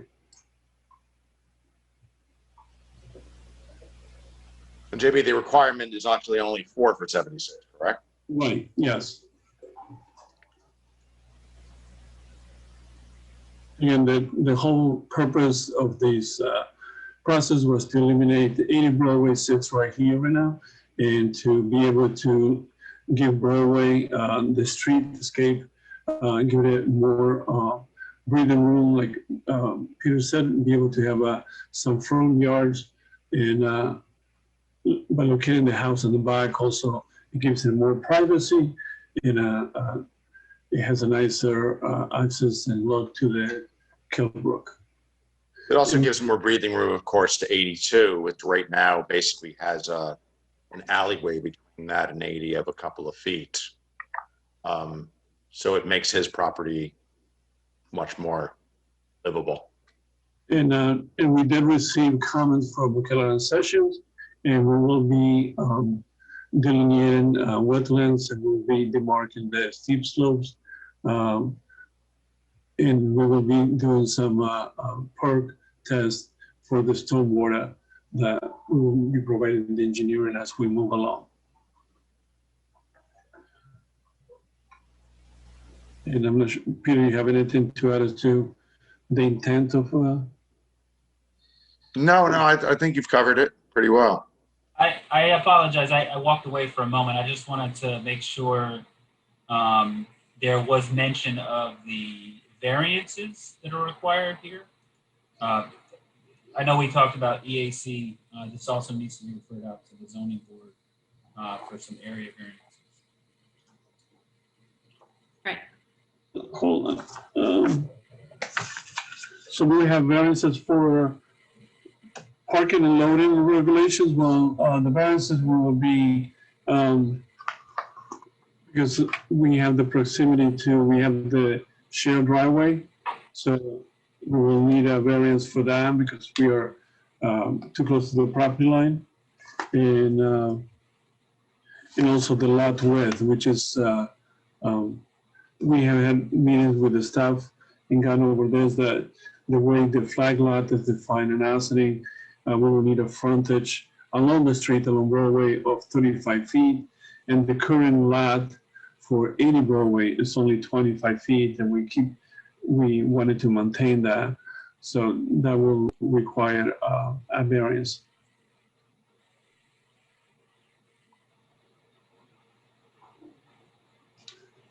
So if I'm correct, I'm looking at an area variance, a site plan development, and a lot width variance. And we will need to have a conditional use for the house on 80 Broadway. This is a two-family and a two-family zone. An architectural review board for the house on 80 Broadway. 76 Broadway, we've been in for review, and we've done, I think, 2 renovations already, and they're both completed. Yeah. Yeah. You know, go ahead. I'm sorry, Amanda. I was just gonna try and make it 100% clear what exactly 76 Broadway needs in terms of approvals and what 80 needs. 76 Broadway, which is the existing lot, will not be getting a new house on it, needs ZBA approval for area variances, needs subdivision approval technically because the lot line adjustment, needs site plan approval, needs to go to EAC because it's in the LWRP, and needs a wetland permit. No, I think Do I have it 76 backwards? does not need, yeah, I think 76 does not need a wetlands permit. They're not in the wetland, it's 80 that needs. 80 needs the wetland permit. I'm sorry, I will switch that. Okay, and then 80 needs ZBA for area variances, site plan approval, subdivision approval for the lot line adjustment. This is the lot that a new house is being constructed on, so it needs conditional use approval for a 2-family house. It needs BAR approval, it needs a wetland permit, and it needs to go to EAC since it's in the LWRP.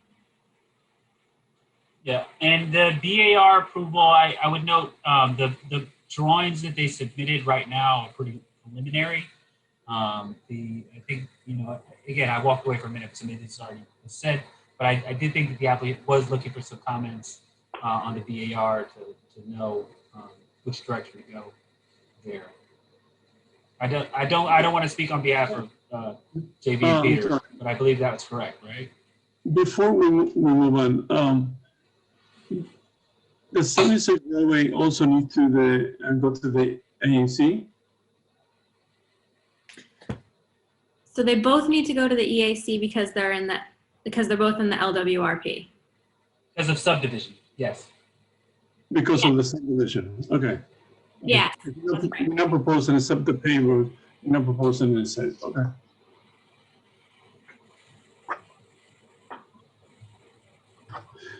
And I guess it will be the same, the project will be treated, even though it's listed as 2 different projects, it will treat it as 1. Yes. Essentially. Yeah, okay.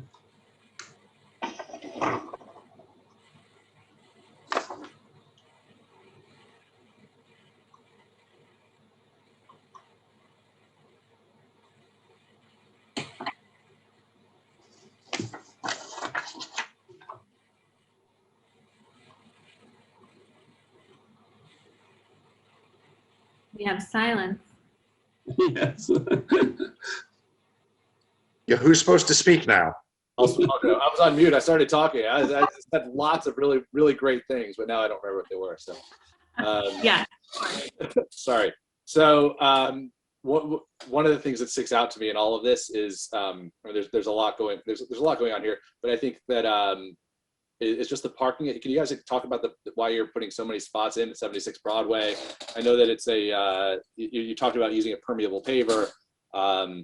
It just seems like a really large, percentage of the lot is dedicated to cars, and I'm just wondering why that is? It's more than you. Well, I mean, not really. I mean, we're required to have 4. It's pretty commonplace up here for a family to have 2 cars. And I guess the thought is just to have an additional spot for a guest. It just looks kind of relative to the size of that lot. It just looks like Well, I think that's why we're trying to do some pavers, permeable pavers, to mitigate. I mean, we're really, very much, although not technically BC, not BC zone, but we're very much in the village center. Over there on Broadway, we get folks from Open Door who come up around the corner to park and so forth. So it's not entirely, a given that you're going to find a street parking space if you had a guest, let's say. And then if you had an overnight guest, in fact, although the village says that you can call them, I was never really sure how that was supposed to work in a village with 25,000 people. But that's actually what they say when you inquire about that, because I have. And so I guess my thought was we had the space, and parking is an issue which is brought up a lot. I thought it was actually a positive to add a little bit of extra parking in an off-street way. I mean, when you see the new house at 80, which has 4 parking spaces tucked neatly under the house, and you don't see any of that outdoors, and and granted, it's existing residents that you're working with at 76. That stuck out to me. I won't harp on it right now, but I'd be curious to hear what other people think about that and other aspects of this.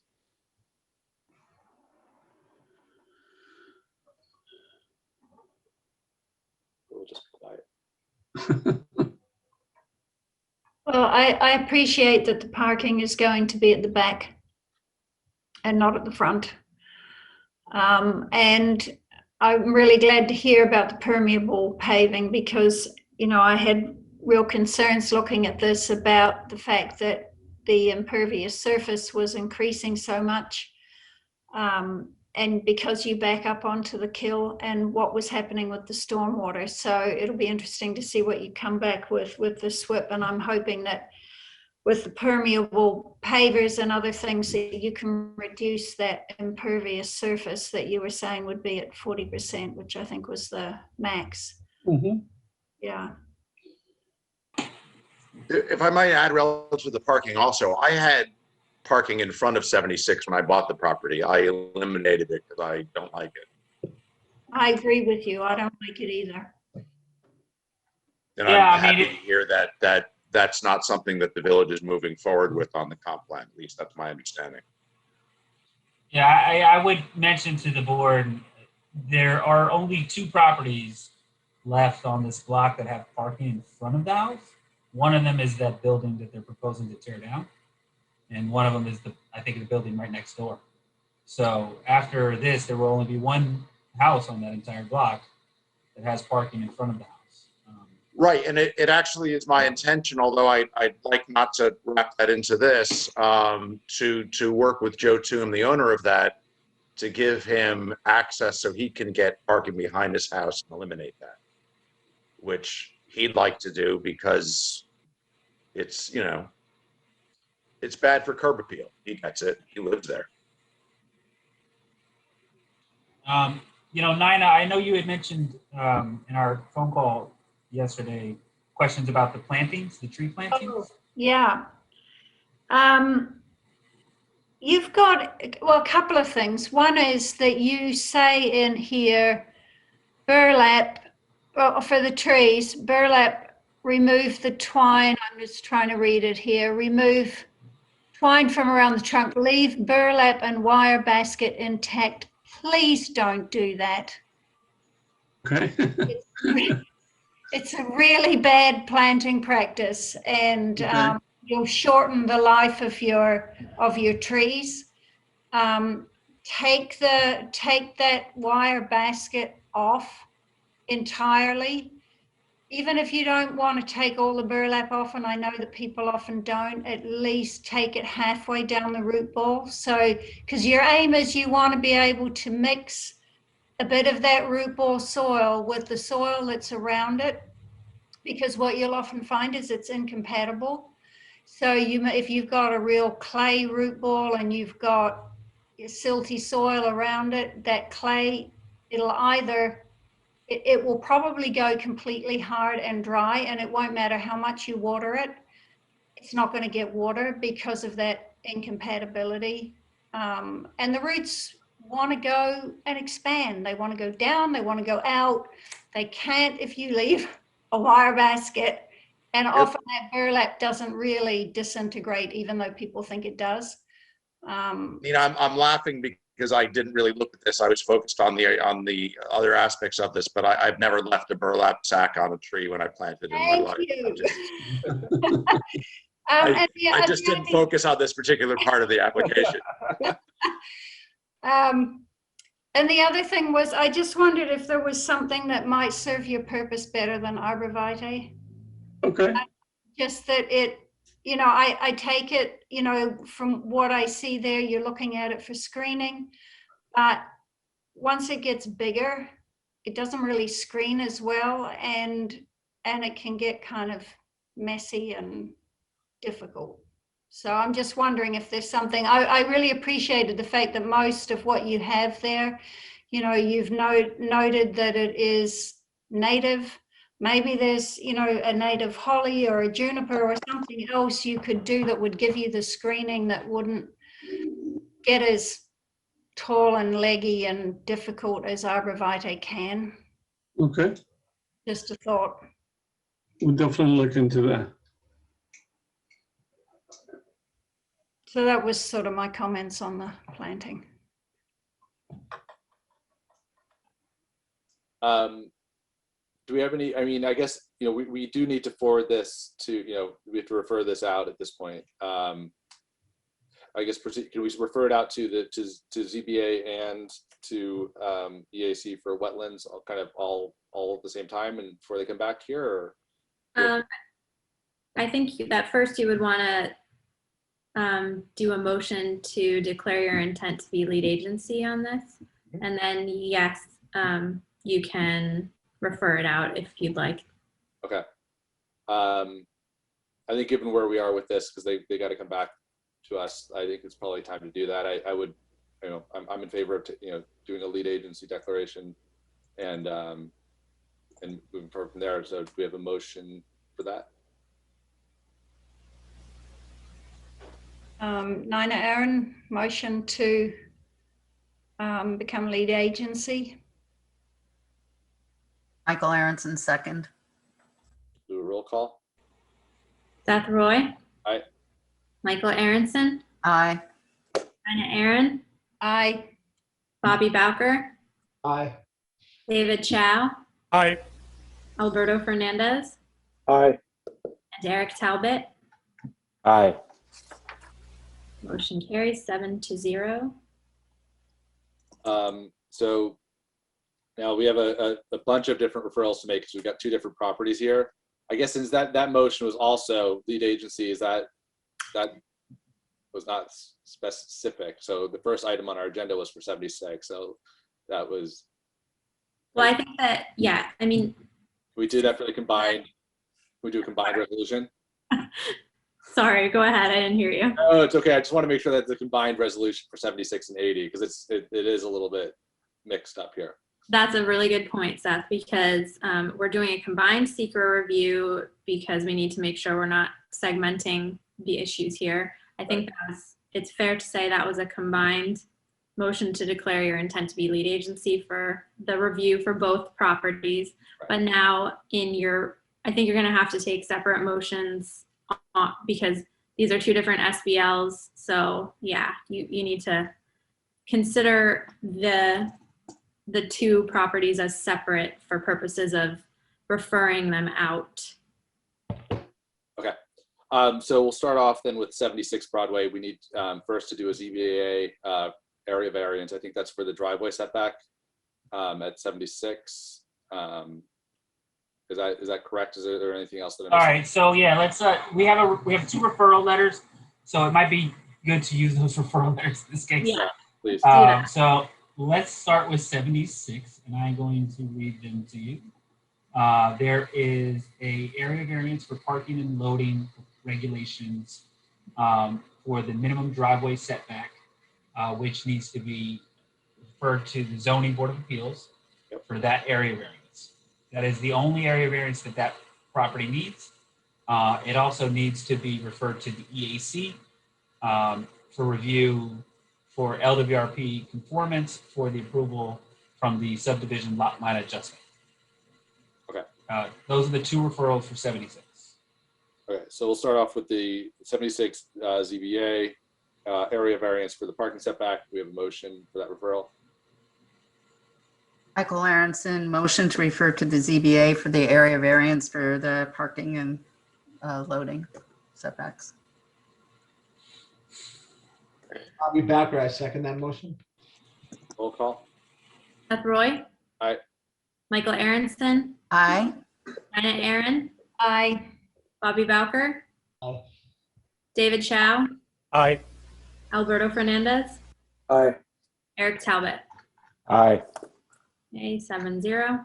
All right, and we'll do now, we need a motion. Again, we're still at 76 for the EAC referral for the LWRP zone because of the subdivision.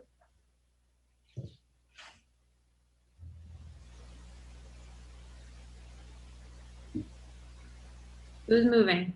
Michael Aronson, refer to the EAC for the LWRP review of the subdivision. Thanks.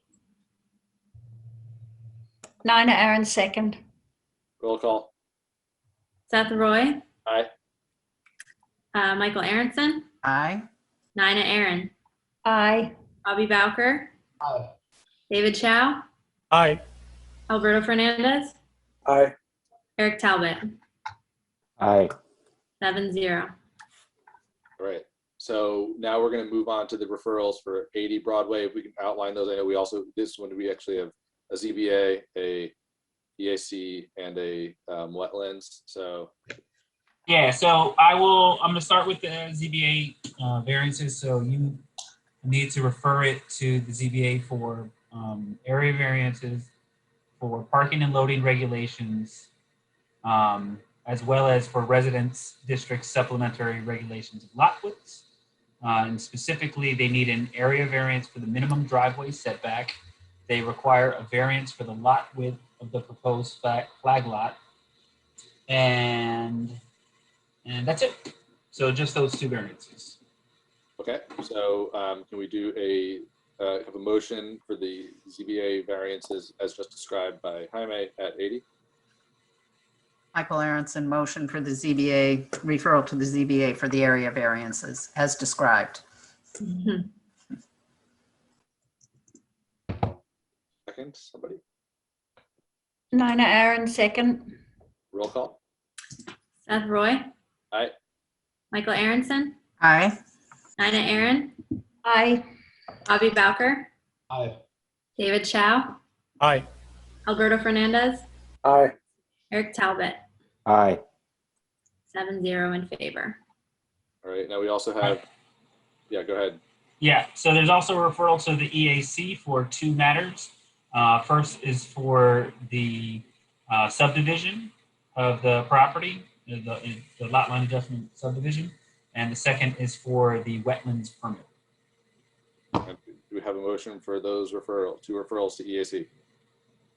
Bobby Bowker making a motion to refer to EAC for subdivision and wetlands on 80 Broadway. Michael Aronson, second. Roll call. Seth Roy? Aye. Michael Aronson? Aye. Nina Aaron? Aye. Bobby Bowker? Aye. David Chow? Aye. Alberto Fernandez? Aye. Eric Talbot? Aye. 7-0 in favor. All right. So I guess this will be adjourned until we hear back from, is this an adjournment or is this just, we just pick up next month? Adjourned. Adjourned. All right. as a separate motion on both of these? You can adjourn them together. I will adjourn them together. Do we have a motion to adjourn these two pending their ZBA and EAC referrals? Nina, Aaron, motion to adjourn for the referrals. Michael Aronson, second. Roll call. Seth Roy. Aye. Michael Aronson. Aye.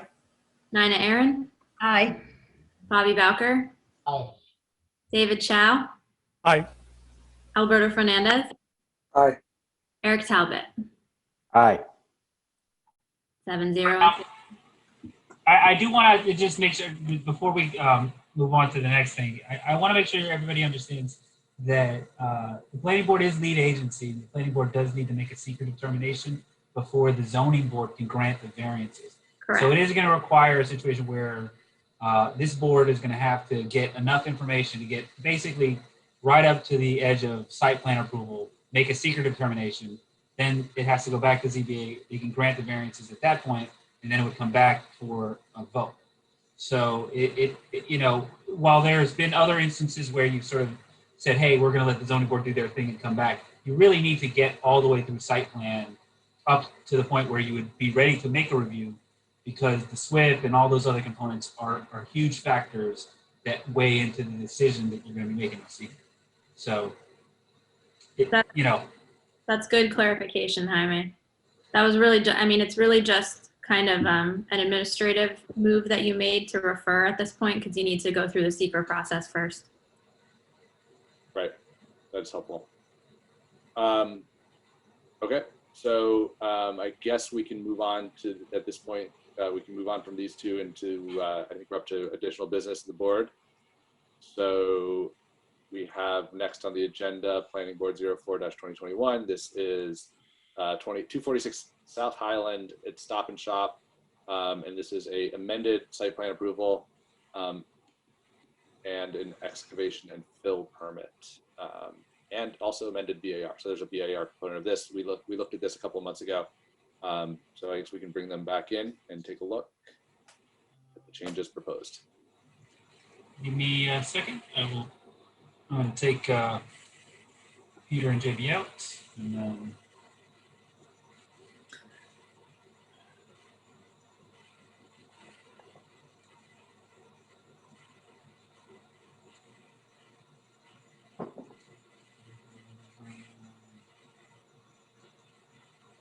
Jerry Tortorella, we have John Latoris, we have Lydia Fadul,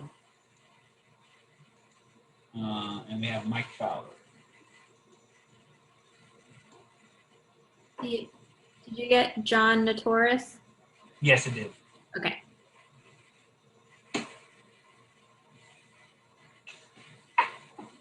So we have Jerry Tortorella is the attorney representing them, as well as John Notoris. Lydia Fadul is here representing Stop and Shop, and Mike Fowler, I think you're an engineer, representing the engineering firm. Representing Langen Engineering. All right. So you guys can go ahead and give us, just going to give us a summary or a presentation of what you've got going on here. Yeah, if you want, I can pull up documents for you, or if you have them already prepared on your screen, you can pull them up. Good.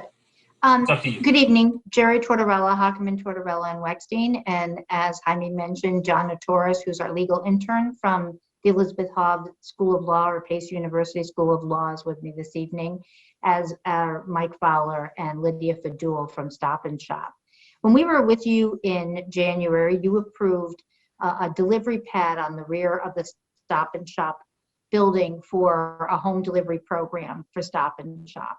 And as Stop and Shop worked through the interior logistics of the design, it realized and determined that it could not accommodate some stairs on the interior of the building, and as a consequence needs to raise the exterior elevation outside of the pad about 1.5 to 2 feet in order to meet the elevation of the first floor in the interior.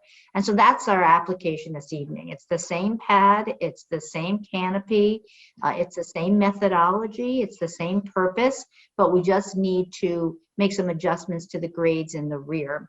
And as a consequence of that, not only do we need planning board approval, amended planning board approval, and amended BAR approval, but we do require an excavation and fill permit. So we have added that to the list of applications that we've made to your board and submitted materials for.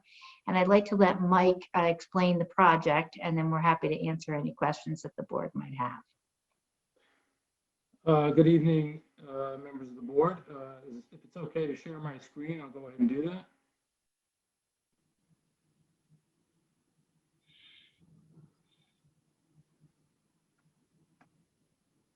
Assuming you can all see the plan.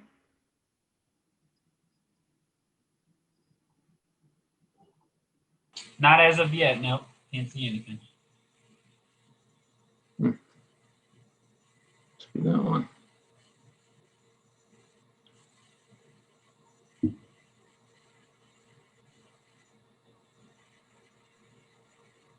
How about that? We can see it now, Mike. Okay. There's so many conferencing software. It's we bounce back and forth so much. It's hard to figure out which buttons to push. So as Jerry had mentioned, the plan essentially in the horizontal direction is exactly the same as what you approved in January. So this is the site plan, the loading platform, the concrete pad, the canopy above the platform are all in the exact same location as what was approved in January. The exception being they're roughly 1.5 to 2 feet higher than they were. So with that change, we're going to need to do some grading back here. And on the site plan here, you see a gray area, and that essentially is an area of new pavement. So when we import some fill, place the fill and compact it to the new grades, we're going to need to repave some of that asphalt parking lot back there, or asphalt driveways. And also some new curbing would also go along the perimeter of this gray area. So we still have the 20 by 30 concrete pad, the 8 by 8 overhead door to get into the building, the 6 by 30 loading platform with its canopy. The only difference is everything is a couple of feet higher. So let me switch to the grading plan. So this is a new plan that was submitted. There'll be the new curbing, raising the grades around the platform is going to cause a low point. So we're adding a catch basin, actually a couple of catch basins and some piping. We're going to need to raise the manholes in this area. There are a few sanitary manholes and a couple of manholes for roof drains. So those will come up. But there'll be no changes to the structures of the piping currently underground. There'll be no increase to the impervious surface and therefore no increase to runoff. So all that is unchanged. The drainage patterns will also remain unchanged. And the water quality unit in this corner of the site will treat the same pavement area as it does today. So again, no change. There'll be some disturbance of the grassy areas beyond the curb, but we're not anticipating needing to remove any trees or shrubs. There'll just be restoration of the turf. And as with the plan that was approved in January, this meets all setback and other zoning requirements. Site lighting is also unchanged. Fixtures that were approved in January are the same, located recessed under the canopy. An architectural plan was submitted. It's also remarkably the same, just a couple of feet higher, showing the platform, the stairs, and the railings, and the metal roof canopy. Because our disturbed area is greater than 2,500 square feet, we submitted a SWIP along with the soil erosion plan to address any of those concerns. And as far as parking is concerned, there's no change in the parking numbers that were approved in January. And they are also in compliance and exceed the required number of parking spaces. The only other thing of note is going back to our first plan, it shows the overall site. As soon as my computer catches up. Okay, so now we have some a decent amount of work at the rear of the store.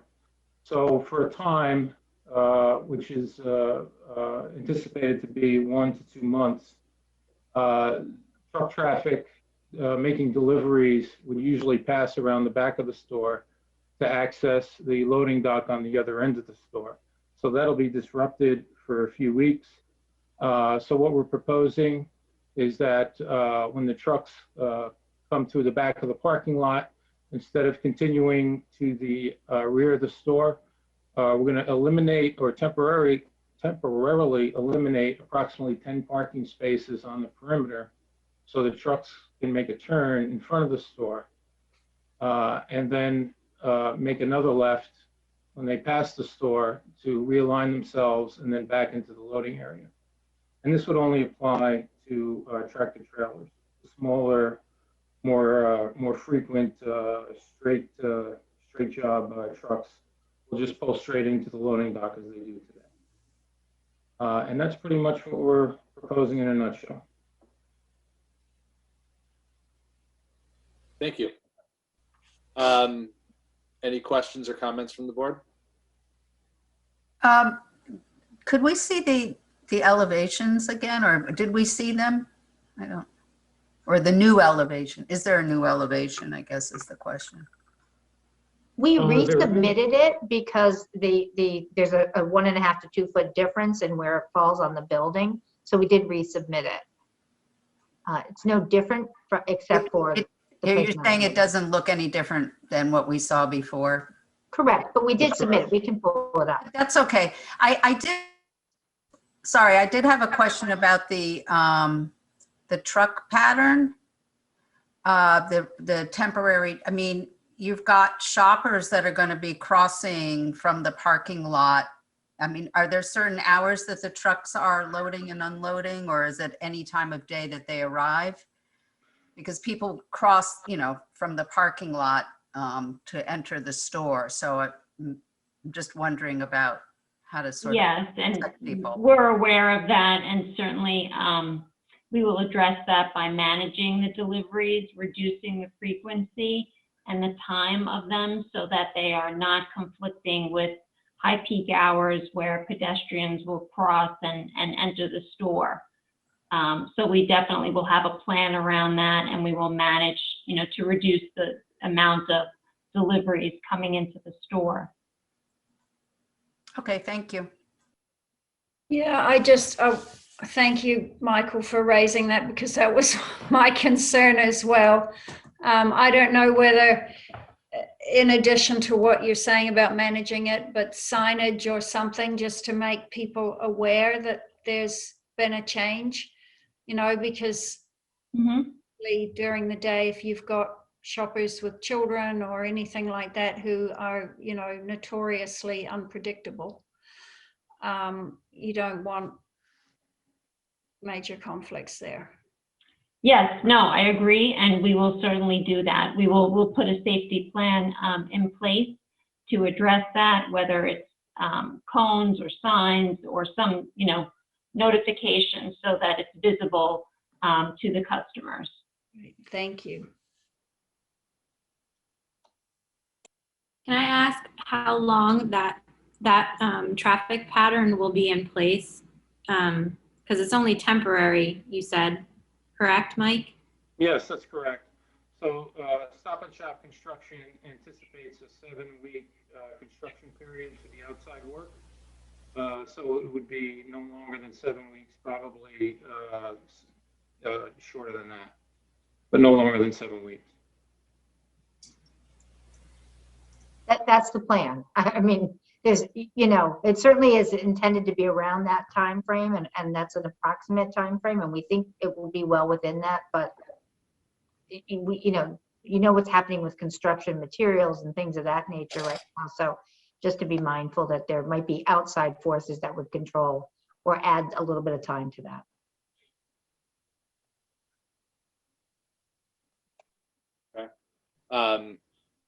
You'll be bringing in outside fill for this permit as well, just certified fill, and you'll provide that certificate to the building department. Yes, once the fill source is identified, we'll provide the testing and the certification. As another requirement of the excavation and fill permit, you need to have a bond for that's the amount of the work, about the cost of the work to be completed. So, and that's basically, the amount has to be determined by the planning board. So is it possible for the applicant's team to give an estimate of the cost of the work so that the planning board can set the amount of that bond, which would obviously be, released after the work is completed, as long as there's no issues that would cause us to have to call the bond? Are we talking about just the excavation and fill portion of it? Yes, the excavation and fill portion of the work. I don't know if Mike's prepared to pick a number off the top of his head, or we could do Oh, it you as a want condition it of right approval. now? Okay. I'm sorry? If you would like the number now, I can give you a number now. It's the code does say there shall be filed a bond in such amount as may be determined by the planning board and approved by corporation counsel. So it's something that the planning board, while we're here, should consider. Okay. Mike, do you think you have something there? Or? Well, we need approximately 360 yards. So let's say that's about $30 a yard. So $10,000, $11,000. Import that, Phil. In place, put it in place. I just want to make sure I'm clear on this. I mean, there's new asphalt as well. Is that considered part of the fill? No. You're talking about dirt.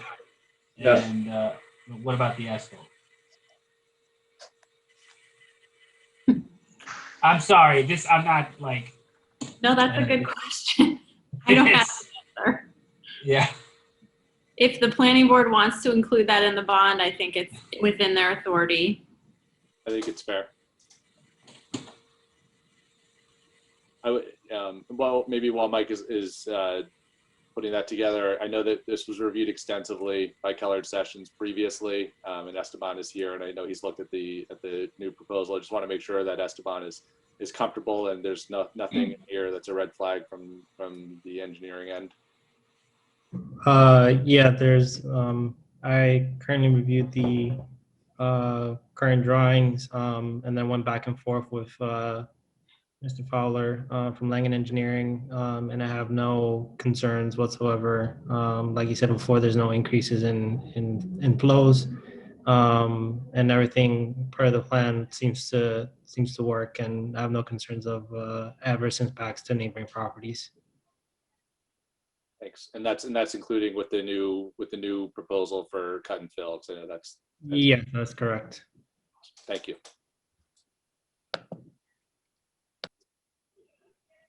As we wait for the calculator to punch out these last numbers to $12,500 based on 7,500 square feet of pavement. That's an estimate. 2 inches over 2 inches over 4 inches of stone. So it's 4 inches of asphalt over 4 inches of stone. all right. I mean, do we have any other questions from the board on this? The ARBs, it sounds like it's the drawings were in the agenda. There was links to those, so we're able to take a look at those. It looks like we're looking at the same thing but taller. The same plan. I think the biggest change, other than the cut and fill and the elevation change, we discussed the need for safety measures to be taken with the rerouted truck traffic during construction. For the cut and fill, do we need to have a public hearing, Amanda, or for the amended permit? Not specifically. It doesn't specifically say so in the code. Okay. But in the past, you have had public hearings for these applications. Right. I think it's worth just opening this up quickly to the public to see if there's anybody here to speak to the project. So do we have a motion to go to a public hearing on this matter? Bobby Bowker making a motion to go to public hearing. Oh, go ahead, Nina. Second. Any objections? With no objections, the motion passes by unanimous consent. Do we have anybody here from the public speak to this application? Unless JB and Peter want to speak, I don't think they do. So let me just check my email. Yeah, we're good. Okay, do we have a motion to close the public hearing on this item? Alberto Fernandez, motion to close the public hearing. Michael Aronson, second. Any objections? With no objections, the motion passes by unanimous consent. So I think that we're, from my perspective, I think we're in a place where we can, I think, vote on this. I think we can start with the ARB. So do we have a motion to approve the revised elevated plan? Any of the previous conditions would remain in place. And it's just the change to raise it up as per the submitted plans. Alberto Fernandez, a motion to approve and all the previous conditions still in place. Approve the new elevation. Second. Bobby Bowker, I second that motion. Roll call. Seth Roy? Aye. Michael Aronson? Aye. Nina Aaron? Aye. Bobby Bowker? And Bobby Bowker? Aye. David Chow? Aye. Alberto Fernandez? Aye. And Eric Talbot? Aye. 7-0 in favor. Okay, we also have an amended site plan. So do we have a motion to approve the amended site plan? Michael Aronson, motion to approve the amended site plan. Alberto Fernandez, I second it. Roll call. Seth Roy? Aye. Michael Aronson? Aye. Nina Aaron? Aye. Bobby Bowker? Aye. David Chow? Aye. Alberto Fernandez? Aye. And Eric Talbot? Aye. 7-0 in favor. Finally, we do have a cut and fill permit. So do we have a motion to approve the cut and fill permit, which is new to this application?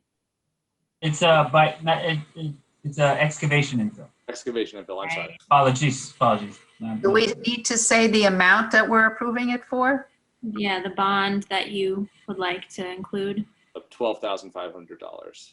Was that just for the asphalt?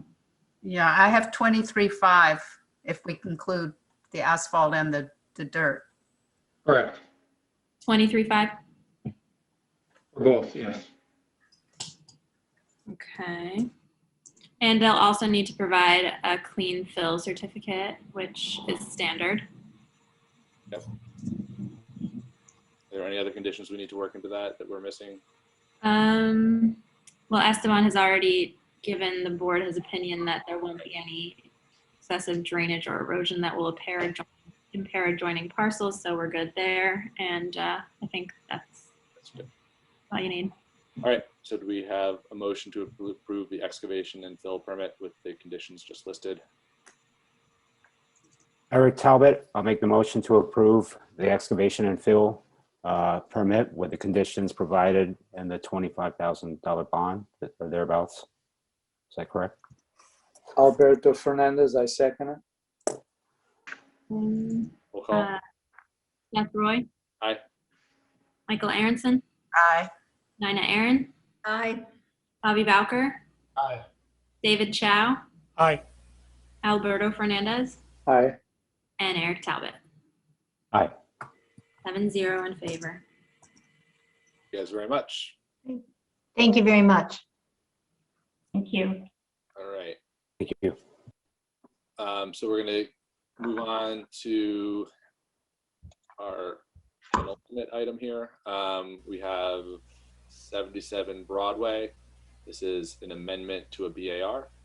I think we're going to bring in the last group that was just here, right? Is this Peter and JB? Yeah. All right. So 77 Broadway, this amendment. Maybe JB can kind of walk us through what's changed here and on this BAR application. Yes. This project 77 Broadway, we had been in front of the board and we had done extensive renovation to this house. And in the process of doing this renovations, we did changes at the rear of the building. And at the time when we submitted the changes, because it was at the rear, it wasn't anticipated that we needed BAR. But now as we had done the project, we're trying to complete the approvals and get a certificate of occupancy. Came to our attention that even though it was at the rear of the property and it was done later, that we then needed a BAR. So this is kind of the project's already been completed. And let me get to the elevation. This was the original house. This is what we presented to the board. And the change here is involved. We did have a smaller deck. Now we did extend the rooftop deck to the entire site. And we did increase the size of this gable in at the rear. And then let me see if I can try to show you a picture from the rear.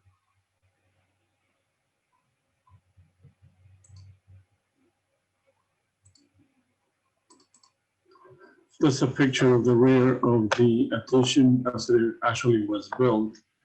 And that's where we are in front of the board today. Again, this is the rest of the house. Nothing has changed. It was just this roof and the deck in the back.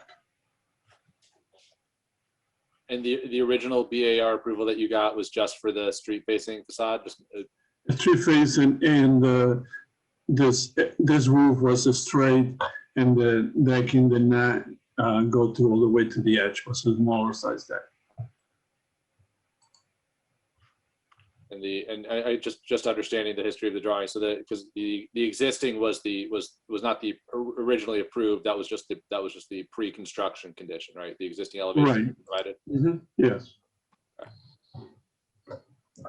And all of the materials that you've used on these, I mean, you showed us the photographs, but all the materials that you've used on these kind of altered dormers and windows and roof materials are all the same as what was approved, and railing are all the same as what was approved with the original. Originally, yes. Mm-hmm.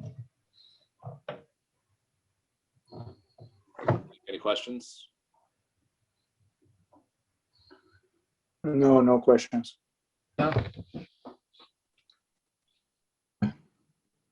No questions.